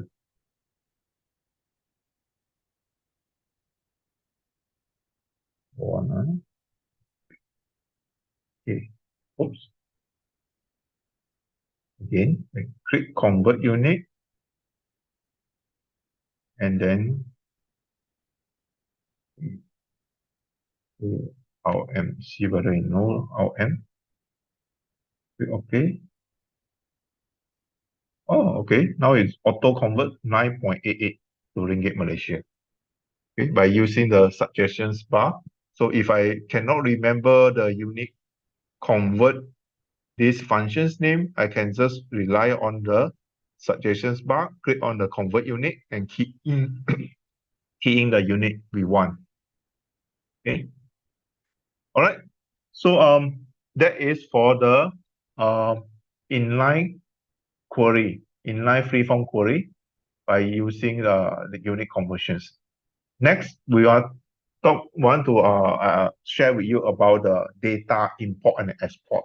If some of you ask, how about if I got the data file? This is one of the example, because a lot of us need to import the data from other format as well, CSV, text file, or Excel file. This is one of the example. Let's say I from the cloud, I have this data text file. I want to import it as a data file.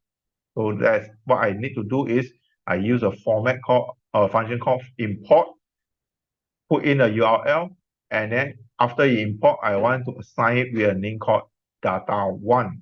So if I run this one, automatically download the data. You know it's the data because I say this is a data file, and the name is data1. Now I got 5 rows of data. First row, first name, last name, and the score number, first name. So I got 5 rows. I got 3 columns.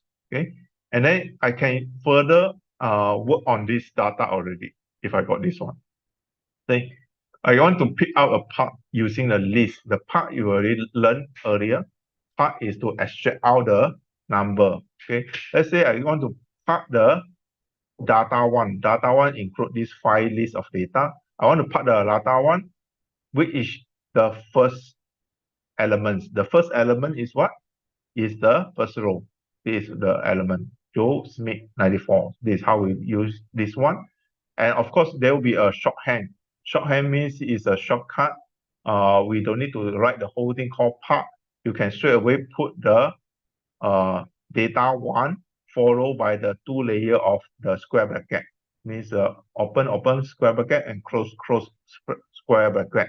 And then we just key in the which number or which part we want to call out. So the first one we put 1, so you get the exactly the same answer using this or using this as well. Okay, data1 part number 1. So if you want to call out specifically the row, mean the row is from the third until the last one. This symbol semicolon means from this number third data until the last data. Okay, I want to call out that one. Okay, and also the third column, 3 is a column. So if I run this one, that will be the third column. Third column, the row is from this row 3, 4, and 5. But I only want to have the last column. So last column is the data. That's what it means. Okay, this is how we call out. This one is according to the row. This one is according to the column. Okay. Now we can try out some example by using the data1. We already have the data1 imported. Okay, the data1 is 5 numbers here. So what if we want to find the average score? Average score means all the last or all the third column, data all the third column. The row is all the row and then the last column. So all the row here, this one, all the row I can put all, okay? And then last column is the column number 3. So I put 3, I shift enter, then you actually call out. If you want to have a look on that one, you can actually copy this one out and paste here. So I can double check on the data whether it's correctly extract. I want to have an all row at the third column. Okay, this is how we call out. So after I call out, I add the mean, and after the mean, and then I want to check with the numerical number. So this is what we add in mean and numerical number. Okay. This is how we import a simple file, but it will be same applied to the data file with the 10 or 1,000 or million of data row or column. It will be the same method, right? And the other thing about this import and export is you have to set up your working directory so that you know where to find your file, or the Wolfram language know where to find your data file easily. Or when you say import or you say export, you know where you want to put the file or where to do the file. So to find out your working directory, by default, the working directory, if you run directory with the open and close square bracket, you run it, it show you your working directory right now. Okay, right now my working directory is under a folder called training and here. But the current open directory, the notebook directory, is where the notebook right now is. Okay, because I will preset your directory, your working directory might be different from your notebook directory. My one is already the same because I reset it, say that my working directory must be similar to where my current notebook file. This is the file I have. The file, a quick start to Wolfram language, is stored in this folder.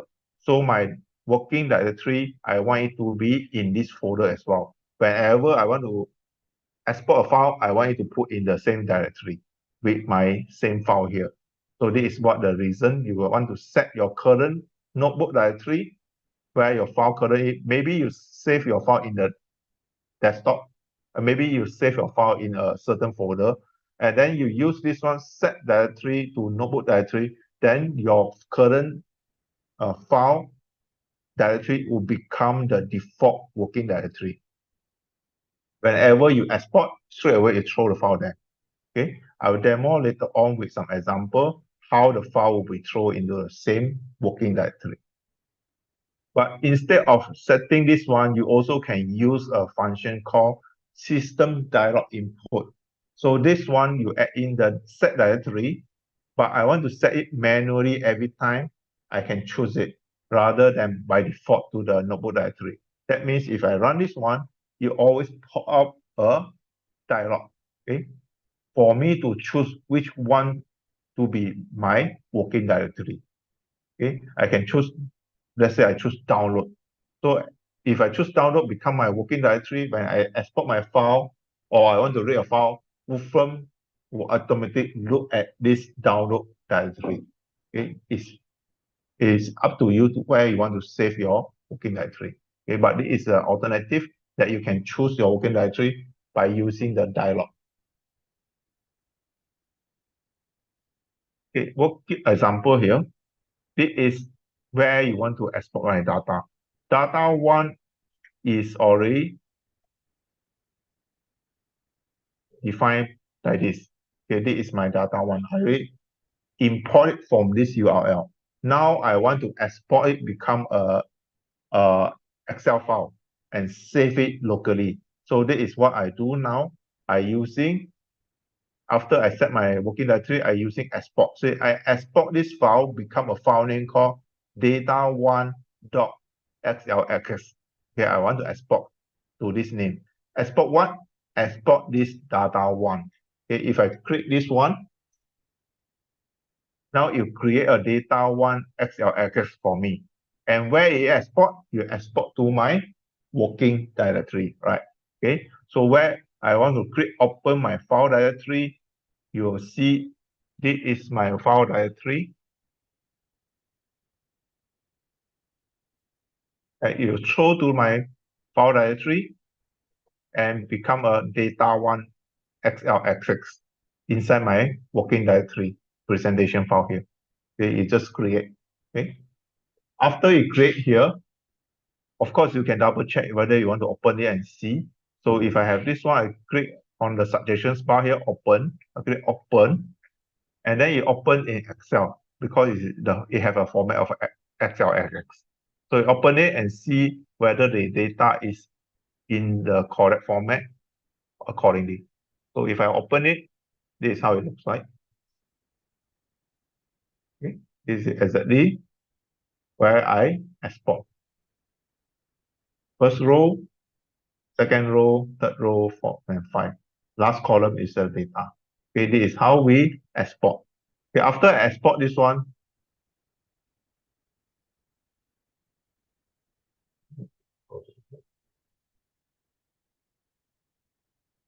okay, I can use system open to open it, or just now I just straight away click open it. And also this two don't need to run. I think automatic generate after I click the suggestions bar.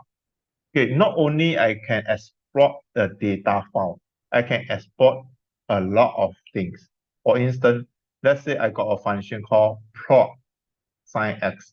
This is a visualization. I can export this as a image. I say, okay, export this as an image.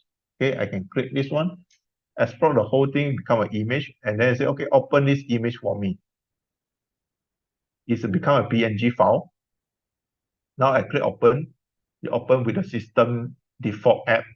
It is the output. Okay. Why it know where it to open? Because I reset the default directory, where it save it, where it open it from.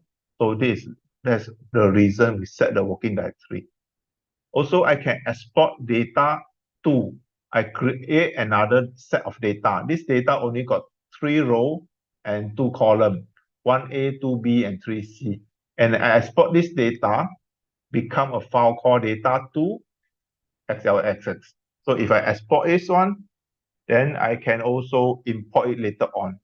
So let's say I export this one. Okay, I can import back, or maybe you got a data too. You want to import this XLXX, you want to import it as a data file, and then this is the format. One is for the sheet, the second one is for the row, the third one is for the column. So if I select it, import this file from the first sheet and all the row, it means 1, 2, 3 also, and then it will be the second column. So the output will be A, B, and C. So if I run this one, I'll get the output A, B, and C. Right? So this is how we work around with all this data together with the list, with the operator like drop, add, and this the part, all those things for this import and manipulate on your data. Okay, and of course, for the import and export, you also can use the system direct import. Okay, this one is like what I show you just now. Let's say I want to export the data instead of to a file to the default directory. I can say export this sine x, and then open this dialog for me to choose where I want to save this export file. So if I have this feature, and then I can export the whole thing, and then by selecting where I want to drop to the directory where I want to drop the file. Okay, by using system dialog input. All right. This is about the importing and exporting, a basic one. For more features or more complicated import and export, you can go to documentations for all the options. All right. Next, we are looking at the functions. Create your own functions that can be used later on. Okay, how to create a functions in Wolfram Mathematica by simplify is using this column equal sign. Okay, to create a function, let's say this is the functions I want, x squared plus 5x, which is an algorithm I create and want to use repeated on here and there, or want to use later on. So I want to give it a name. The name is called f function with the x underscore. Okay, x underscore, it means the x can be anything. So later on, when I got a displacement for the x, this function will automatically apply, right? So this is how I write the thing, f square bracket x underscore. X underscore means anything, any expressions. So once I run this one, before I run, you can see the f is in the blue color. It means now f is not defined anything yet. But after I run this one, now the f got a definition. What the definition of the f is, I put a question mark, f, I run this one, you show me, okay, f is actually equal to x squared plus 5x. Okay, that is what it means. Okay, now f got a feature, got a definition already, then I can use different variable to run for these functions. So I say when the f with the x equal to 4, I run it, you get the output. So you apply, whenever I run this one, this will be applied to the functions and get me the output value, 36. My variable, input variable can be anything and it can be multiples instead of one. So let's say I got 3 elements. By using the curly bracket, I said, got 1.23, I got 3 pi, I got 5. Straight away, run this for me for the f. So you apply and get me the 3 answer right away inside this output. See? And also it can be even a formulas or anything to replace for this x. So let's say I got a function a squared plus 1. I run it one. So it automatically apply from these functions. All right.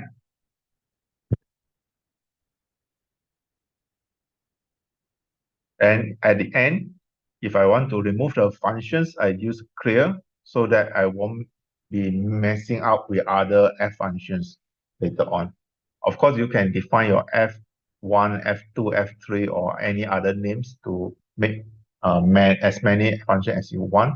But for this demonstration, I just use f only. So I remove it. Now with the example 2. Example 2, I defined it, the f functions. My function is equal to sine 2x minus 1 multiplied by cosine 3x plus 2. Okay, of course, this function, it can be any name. Maybe you say, this is my function, you can put another name, myf.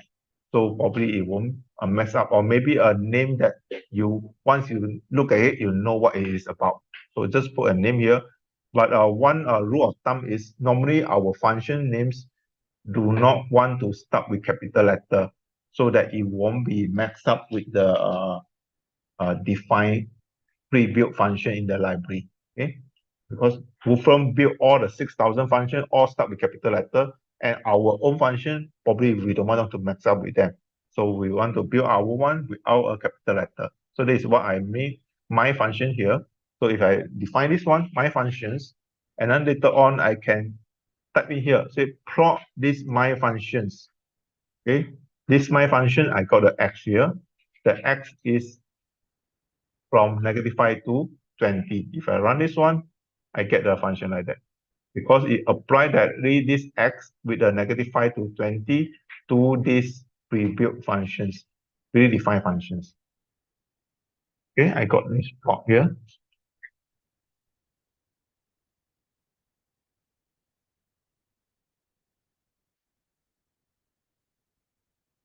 And I also can use this one to apply by using the integral here. So this is function inside, I can apply another function, find the indefinite integral or definite integral on my functions. So I say my functions, find the integral of x. So you run this one, you get this output, or maybe find my integral with the range, the definite integral with the range. This is my output. And lastly, if I don't want this anymore, I just create.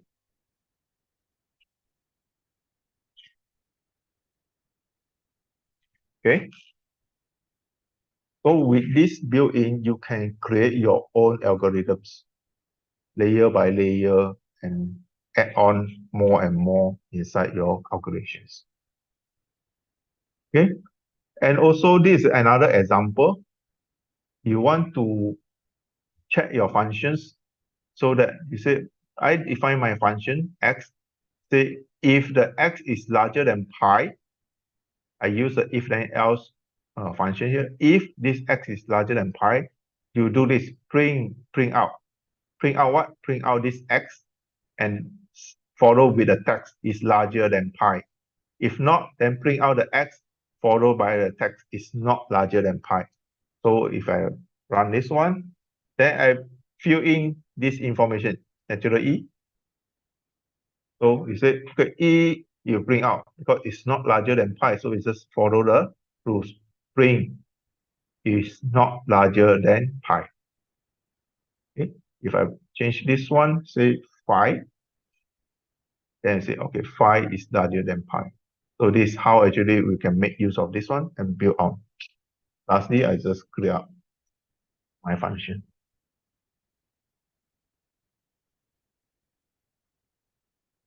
Okay. Any questions before we go to the next chapter? I hope you are still all right because I try to throw a lot of things here and there. Maybe some of you might feel not relevant to you at the moment, but this is how actually you gather a little bit info from here and there to build up the whole idea about this Wolfram Mathematica. Okay, next is about the real world data. Okay, you already see the real world data at the beginning of the sections, how you can actually get the informations like the tide, the earthquake, all this thing. But I want to show you also how you can make use of this data and import it for your further computations. Okay, for example, we use the inline freeform just now for the unit conversion, but there are more than that. Okay, for instance, I can find out the visual or the image for things that I want to call. Let's say I want to find out Malaysia. Okay, this is how we actually input. Inline input here. I already done this for you, but you can try it again. Say control equal. Okay, control equal, then you just type Malaysia or any country you want. Then enter. Then you read this one. You know this is the Malaysia. But beside Malaysia, I want to find out the data that store inside this country of Malaysia. So what data you can find? This is one of the example. You see, after I put a bracket, after this inline input of this country, it automatically came out with the available properties in this country data. Okay, there are a lot of it. It will further scroll down. Okay, those are the data about this country. But of course, not every data is available for every country. It depends on the country whether they have this data available to the maybe to the World Bank or maybe to the world organizations. So when they are submitting this data, then Wolfram will capture this data. If not, then Wolfram don't have. But for this one, I already have this. Let's say I want to check on Malaysia's GDP or GDP. Okay, I run this one. You say, okay, this is the data I get. Okay, and if I want to find out Malaysia flag, you get the image directly for me. Or maybe you want to see, I got a map here.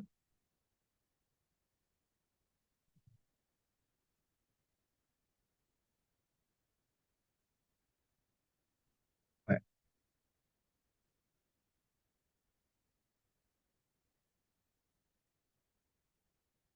Okay, not okay. But, okay.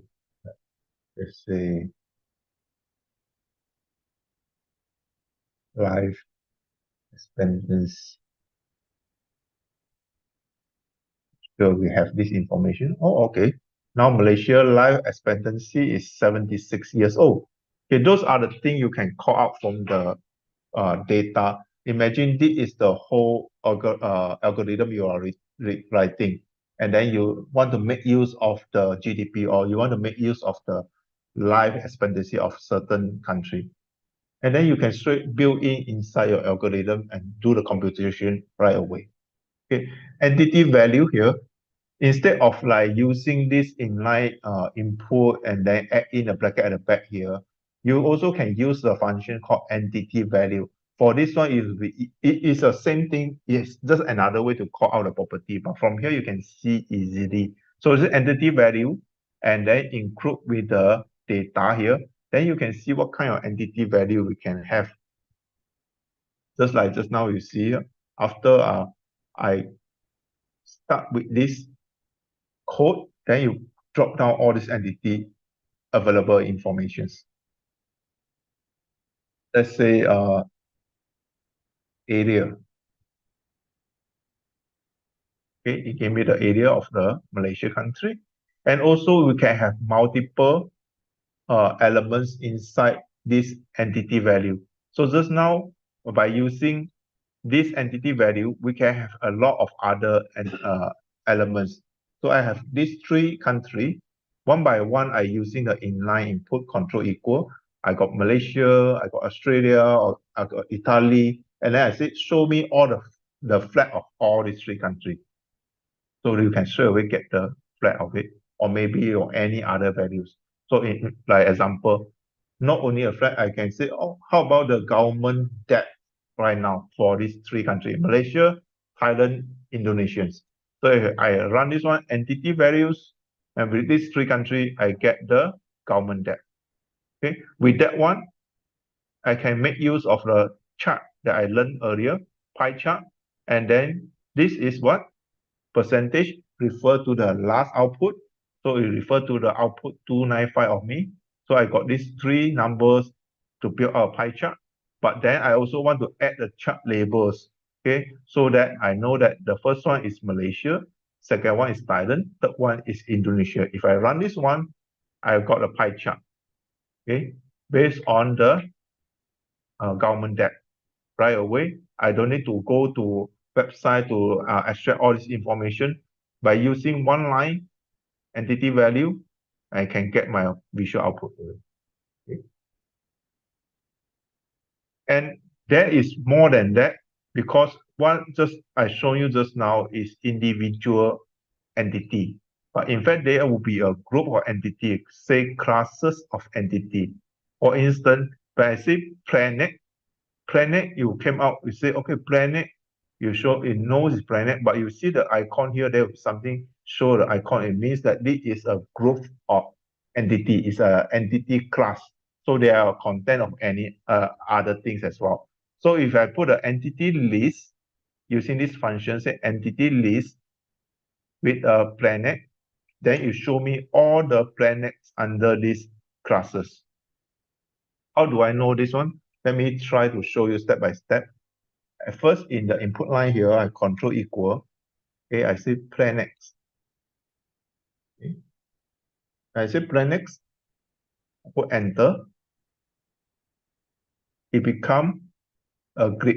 Then you say this one is a list of entity. You have a class of it. Because you have a class, then I use this function to show me all the class or all the item inside. List out the entity list for me. Then you show me, okay, for planets, I got 8 of them. Okay. Then I say, okay, using this, I can say entity value, okay, put in the class here, and then give me the image of all the entity. For this one, I get the images for all the planets. Okay. And also, because of that, using this entity with a planet, okay, how about you give me the radius and then put it into the bar chart. So with that, I can call out the data and straight away create a bar chart based on the entity I call out from this planet class. Okay. If I want, I can further add in the labels and the things and names so that you can show it here as well.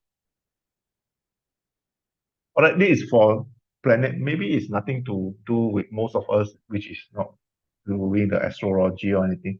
But there are other things. Maybe this is an example. Okay. How about we want to find out the Asian countries? The ASEAN countries, including which country? I don't need to one by one type out. I can using this to use a Wolfram language to call out the ASEAN country. And then plot the bar chart and label it with the country flag accordingly. I pre-write partial of the coding. So you just need to complete this one. How to put the inline command to call out the ASEAN country.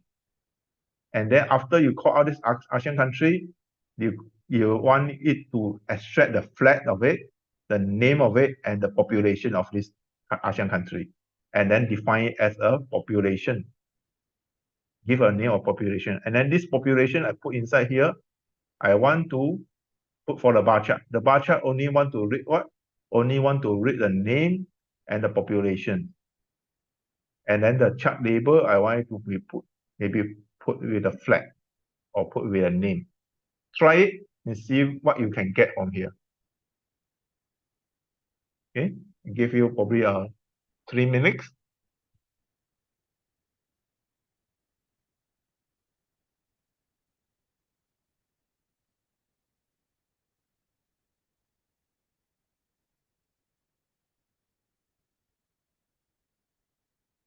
Just give a try. Start with this entity. For instance, look for the ASEAN country. Let's say I just type ASEAN, see whether it recognizes. Oh, okay, no. There's Association of Southeast Asian Nations. So how do we know whether it's correct? So we can put something called what? This entity, right?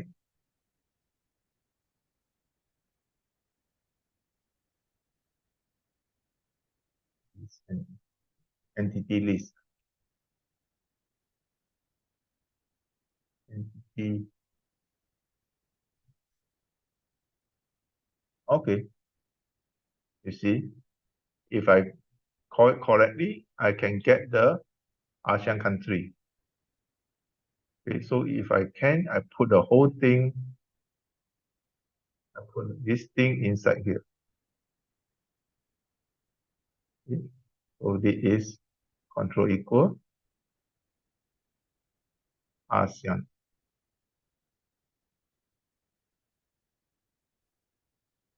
Okay, this entity value, this ASEAN country, and I want to extract the property which is flag, name, and population. See whether it works. Okay, now we call out. So we start with the flag, with the country name and populations.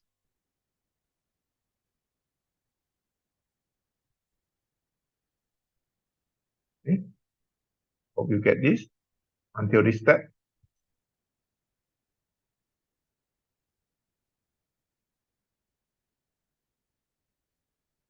Next, we want to plot it in the bar chart. Okay, the bar chart, we want to have the name and also the numbers, a name. Okay, so this is population is my data already.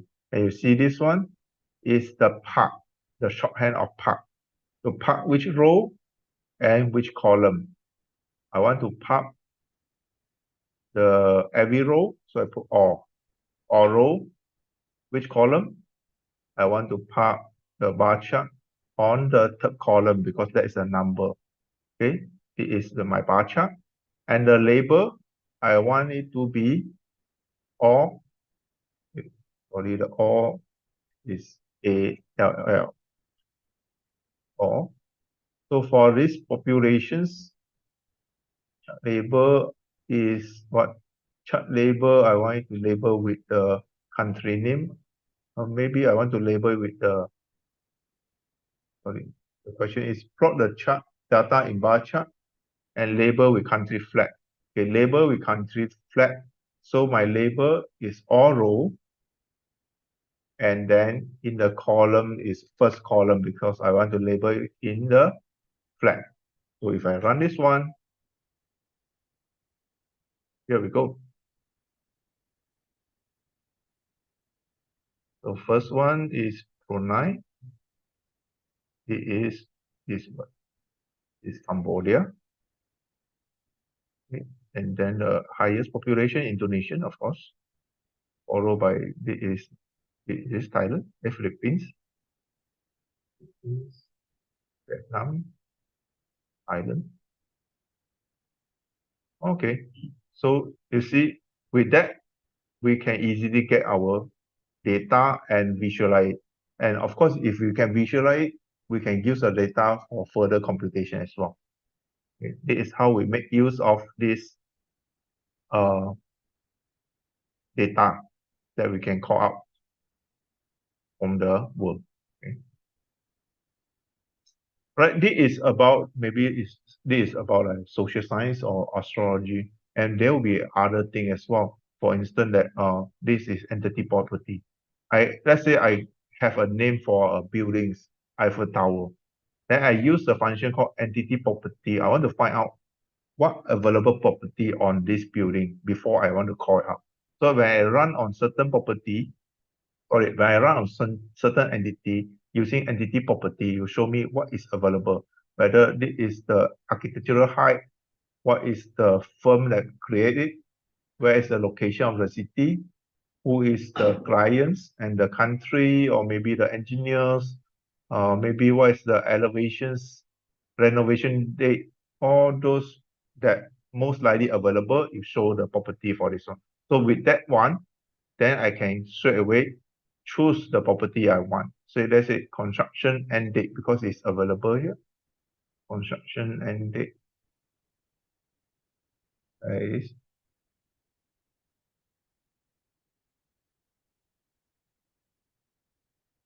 or completion date.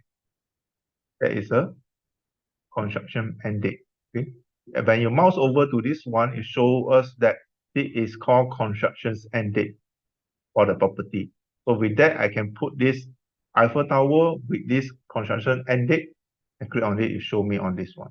Or maybe if I want to have the height of it, put this one, say, okay, the construction, this is the height for this building. Under the property of building, there will be height available. So I run this one, you know it's 330. So maybe I can say, how about I compare to the Twin Tower, the KL Tower.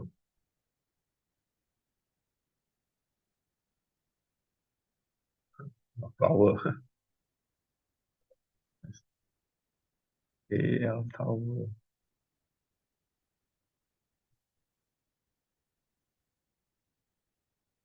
Okay, Kuala Lumpur Tower, and also with the height.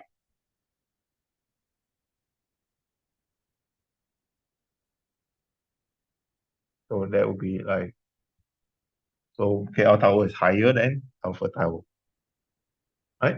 So I hope that with this, you got some idea how you can make use of this real world data and how you can call it out to make use of it. There are a lot of built-in data here. If you go to the documentations and you check the data, you will find out there's a lot of data like maybe chemistry data, maybe this financial data, building data, word data, all those are available like city data, country data, example, motor. So there's a lot. So you further click in, there's a lot you can do to call it out. Right? Mathematical data, image, chemical, elements, graph, genome data, engineering data. There are so much of it. Okay, so I leave you these options to further explore on that one. Okay.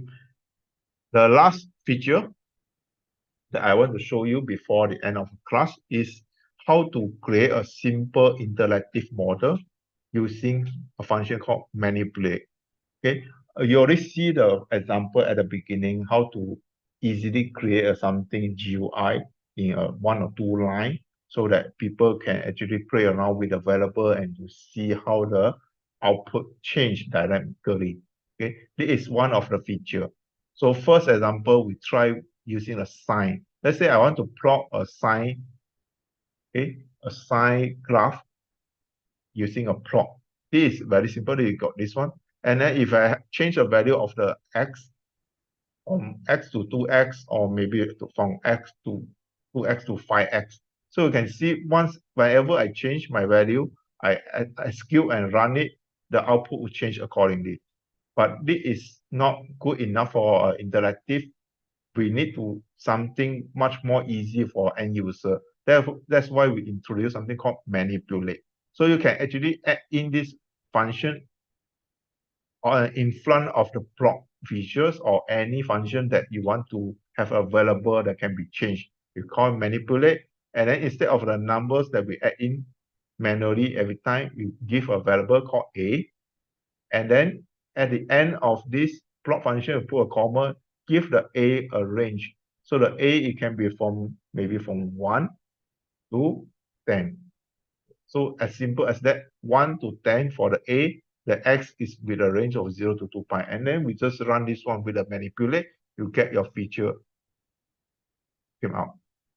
Okay. And with this one, you can further expand this one to see the value of a when it change, how the feature change, or you can autoplay it, okay, or different directions, backward, forward, or the speed of the change, you can change it accordingly, right? So this is a simple dynamic thing, but there's much more we can build out. Just like the plot and plot 3D, there are so many options available. And when you go to documentation, you can see you can add in a lot of things to your visual output. Similarly, for manipulate, there are a lot of available options as well. Okay, I'm going to show you some simple example how to further expand on your visual output. For instance, this one, the exercise 9.1, use the manipulate to create a graph of sine x, the nx. The n is from -5 to 5. Okay, the x is 0 to 2 pi, which is similar to the example just now. Okay, never mind, we just want to demonstrate on how to do this, so we get a simple example. By using manipulate, plot, this one, we get the output like this, like what we have just now.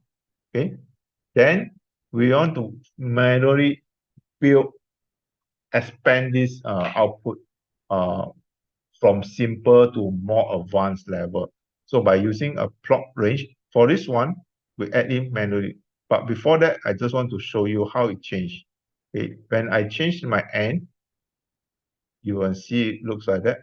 But when my n is more than 0.6, you see the scale of the y change. Because the feature of Mathematica, they have an auto built-in to have the best view of the curve. So whenever want to have the best view of the curve, the axis scale will change as well. But in this case, because of this interactive thing, we don't want the scale to change. We want the curve to change accordingly, but instead of the scale. So we need to add in a functions to fix the scale of the y-axis. So that is where we get in the plot range. So we add in a plot range. So everything is the same. We manipulate, plot, sine x, x range. And then under the plot here, I want to have a plot range. So I want to fix the plot. Range is for the y by default. So I don't want it to change. Let's say instead of changing all the time, I want it to be 1.1. So if I fix to 1.1, so you see this 1.1, 1.1. So this is y scale is from -1.1 to +1.1. So right now, if I change and move all the thing, the scale fixed. So this is one of the options available under the plot, so that when you do the plot in manipulate, it will stay the same scale for better visualizations. Okay, now we already have one options. We further build on. See how? So for next step, we can further add in to make our output more attractive. So instead of sign, we can say the sign can be replaced by anything, all the functions. So instead of just sign, I can have cosine, tangent, secant, cosecant, and cotangent. So how to do that? I want to replace the sign with a variable called fn. So how to replace it? So if we come back to this one, okay, sine, instead of sine, I change it to fn. So you see at this one, the sign is become fn already. Okay, when it's fn, I need to follow up with the definition at the back. So I give a curly bracket, say fn, comma, is including this, all the function here, under this curly bracket. So there will be 6 elements that I want to use, 6 functions. So by replacing the name called fn. Okay, this is what it means for the first item. The second step, replace the n by the frequency. So what is an n? N is here. So n, initially we have n0, -5 to 5, okay? But I don't want to use the n word, I want to use it by frequency. So I change it to frequency and then multiply by s. The frequency fq, so I also, at the end here, I follow up with the curly bracket, say fq is from minimum 1 to maximum 5. Okay, that is what it means by the second step. Third step, I want to add in a phase. Previously, I don't have a phase for this curve. Okay, previously it's just sine and x only, but now I want to have a sine and x plus a phase. Okay, so a shift. So a phase here, I say plus a ph phase. The phase is from 1 to 10. So I add in another curly bracket after the comma. I say pH -1 to 10. So this is the third line. Also, I want the output to be more attractive. So I want to add the tips. Tips is to add to the axis. So the x-axis will show the range. So maybe pi, 0.5 pi or 0.75 pi. I want to show the range. So I say, give me the tips on the x-axis. The range is from 0 minimum to 2 pi maximum, okay, with the step size of pi over 3. You still remember the range functions? This range function will automatically create, let's say, let us see what the range function create. You create this one. Okay, if I run the range 0 to 2 pi, step size of pi over 3. So this is a tip. So I say the tip should be this. Okay, and also it should be automatic. Okay, the size and color automatic. And then plot style, I want the output to have a style that I want. The curve, it should be a thick line, and it should be dashed, and also in the color of red. So this is the options. All the plot style, tips, or control types, those are the options. Okay, this is control type for the radio button bar. Is control type to apply on this option. I want these options to be available to click as a button in my output. So this is how I put. So if you can read step by step from these 5 lines coding, then you are good for today. Sorry. Okay. This is a thing. If everything is fine, you can understand, we run it, we get our output. This is our output. Okay. First is the frequency. You can see you can change our frequency, phase. Okay. And also we can change our functions. And of course, the sequence of these 3 variable is doesn't matter. It just follow our input. Because of my input, first one is a frequency, second one is phase, and third one is a function. If you want, you can move this one at the top. So let's say I want to have this one as the first changes. So I just copy and put in front of this one, comma, comma. Make sure the comma is not overlap. And this one just delete it. So let's say I put it in this way. Then I run it again, then it becomes like that. So my functions, first I choose my functions. Secondly, I change with my place. And then also I let it auto run. Okay. The color is red color, and the line is the thick line in dash. Right? So this is how we do the manipulate. And I strongly suggest you to further go in documentation to further explore on this manipulating. And manipulating is not only for visualization, it can be applied to all other expressions, such as computation. So manipulate, let's say I have an expansion of this one, a plus g with the power of n. The n is from 1 to 100 with a step size of 5. I can make this one become a n manipulatable. So if I run this one, then n, whenever I drag the n value, I can see the expansions of this a plus g. Okay. So from there, you can understand that is manipulate can be applied to any variable that you want to have the value dynamic. Okay. It is very powerful of it. And we have a lot of built ready-made example of this interactive project in all different domains, just inside this website called Wolfram Demonstration Project. If you click on this one, they'll bring you to this website.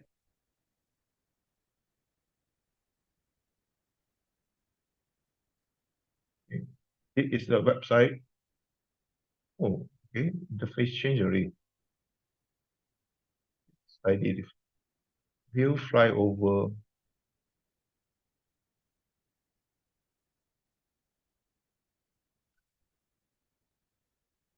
Okay, I never saw this. I think they just changed the website. Okay, never mind. Let's just close this one. So actually now we have 13,000 over on this demonstration project, all built under one super function called manipulate. And it can be in different topics: mathematics, computations, life science, biomedicines, or engineering, technology, nanotechnologies, or maybe for business and social, finance, economics, physics, earth science, astrology. All those are built in using manipulate. But you can further go in and see all the people that built these demonstrations that share to the world. And how do I want to find the topic? You can click on this one topic here. And you can further expand. Let's say I'm looking for engineering. Let's say stroke mechanic.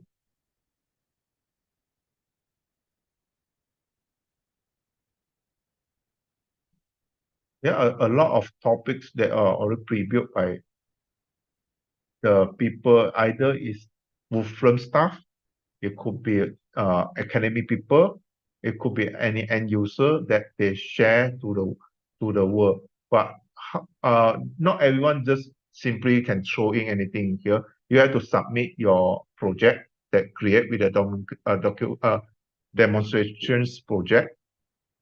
You have to submit it with all your details, explanations, and they will actually the staff in Wolfram will actually go through and then to review everything to make sure the thing is correct before it can be approved to be permanently put inside this website. Okay, when you are contributing here, you show the names of contributors and the years, and also whenever people want to use your thing, they can also cite it from here. Okay. They have a permanent station for your project that your name will be forever, will be in this project here when people want to use it. So if you click on this project that you share as a demonstrations or dynamic thing, you can see people create a lot of different button for like operating point, code stage. When you click on it, you actually will be change accordingly. But of course, they will be slightly slower compared you run in the local desktop because it's on the cloud. Whenever you click on it, it will be need the time to execute from a server because it's dynamic. Okay, and of course, you can also download it to your local by open the notebook in your cloud versions, or you can copy to your clipboard. Let's say I click copy to a clipboard, or you can see the source code, mean the coding they write to run this one. Also, let me show you after I copy. Okay, after I copy this one, I just come to here. Let's say I paste it.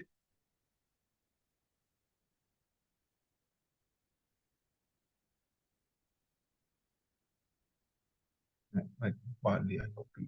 Yeah, I copy wrongly. Copy to the clipboard. Copy resource object. Okay, I just want the object. Yeah, copy this one.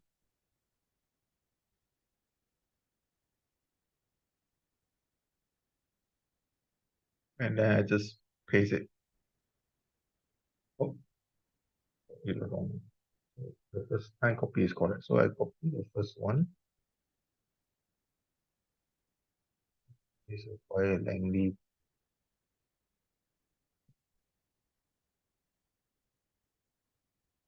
I don't want to copy this. It's too huge for me. I'll copy a smaller one. Let's say download the source.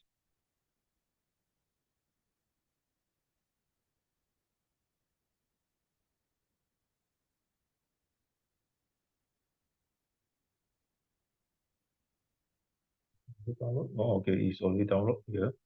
So I can open the file.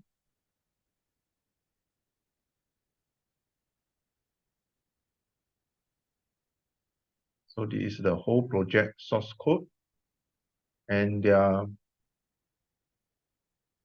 coding and their output. So for this one, you can see it's very smooth when you use it in the local here. So you can have, if this is a topic or theorems or anything that relevant to your thing, you even can just copy this whole cell or this dynamic output and then come back to your handout or to your project and paste inside your notebook. Or maybe you are the lecturers that you want to copy certain theorems or mathematical equations or expressions you want to use for a classroom. Feel free to use it because it is open source or shared by a contributed by the user. But of course, it will be a courtesy that you put their names as a contributor as well in your slide here. So you can just copy a thing. You don't need to have the coding copy. You just copy your output only, and the output can be used. Of course, you say, this is something I want, but maybe I want to further improve. Yes, you can do that. Go to their code there to modify, understand and modify according to what you want. Then you just get a better start rather than start from zero to get your answer. All right, this is about the demonstration project. And I want to include a few resources inside here as well. One is called Wolfram U here. Wolfram U is a lot of learning resources. Today is just a started for everyone here. But if you want to go to your specific domain or topic of interest, you can always come to here. If you are interested with data science, machine learning, visualizations, finance, or programming, anything you come in here, you click on it, you will learn a lot thing from here. You even can get certificate for free by complete some of the interactive uh, uh, assignments or videos. There are a lot of courses available. Let me show you some of the available courses. Like if you are interested, maybe exploring AI foundations. Okay. You want to introduction to Wolfram compiler, introduction to Laplace transform or inverse Laplace transform, complex analysis, and also you got the tool of PDE modeling. Okay, and you can learn the courses like introduction to calculus, introduction to differential equations. There's a lot inside there. Mostly they also have this interactive built-in with the exercise and quiz for you to complete. After that, you can get a certificate as well, like introduction to finite mathematics, okay, introductions to neural networks, okay, exploring visual explorer in data science. Okay. I leave you to explore. There's a lot of thing in this page for the Wolfram U. Demonstration project I will show you just now with all the contribution by an end user. And Wolfram Alpha is the one that the free form input for the real world data. All right. I think that's it for the sharing of today. I hope that you gain some insight of how to get started. And of course, there will much more for you to do, especially you need to spend the time on the help here called documentations here to further to see inside the documentations. Maybe I spend 1 minute here so that you can have an understanding what you want to, how to go for that. So let's say you want to work for geometry. You can come to geometry here, further click on it to find the topic that you want. Or maybe you want to do the time series thing. Okay, this is a time series, signal processing.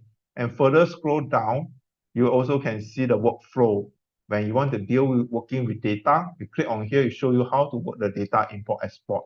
Or maybe you want to do the deployment to the web, to the mobile, you show it here. And inside here also, you got a link for the Wolfram U, also got the fast introductions to the course and some other informations. Okay, I hope you can further explore and make use of these resources. Right, last but not least, today I think Peter will share with you with the e-certificate link. Okay, you can come here to request for e-certificate, and also for those that from University of Malaya, University Science Malaysia, and Monash University, you actually entitled to the free license, in individual free license. Like UM, you can get the Mathematica and Mathematica Online. And Monash, you can get Wolfram Alpha Pro and Wolfram Alpha Noble Edition as well on top of Mathematica. And if your friends or colleagues, they haven't get this information yet, you can share this link to them for them to get a license like what you have right now to install for a desktop copy, the BT Mathematica license. All right. I hope you gained something today, and in the futures, we might have other topics as well for this Wolfram Mathematica. I'll keep in your notice on our Facebook as well, so that you can have a follow up with our future events. Right. See if there are any. I think Peter have gone through with all the questions. So like Peter mentioned in the chat room, if you have any further questions, or you have any suggestions on any topics that you would like to see and want to explore, just write to us to our info@oems.com email address. We'll try to accommodate for you. And if you are from USM, UM, or Monash, and you wish to have a physical training in your faculty or in your school, just let us know. We try to see whether we can work out something for your school as well. All right.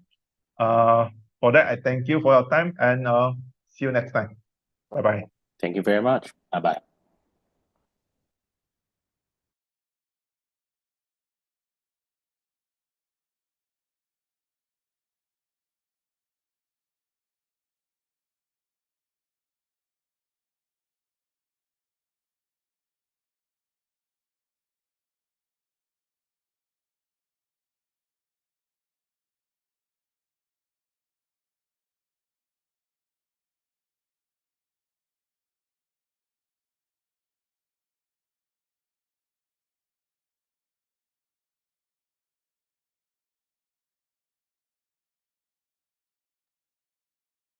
Yes, the recording will be made available to you by the email later on, maybe next few days.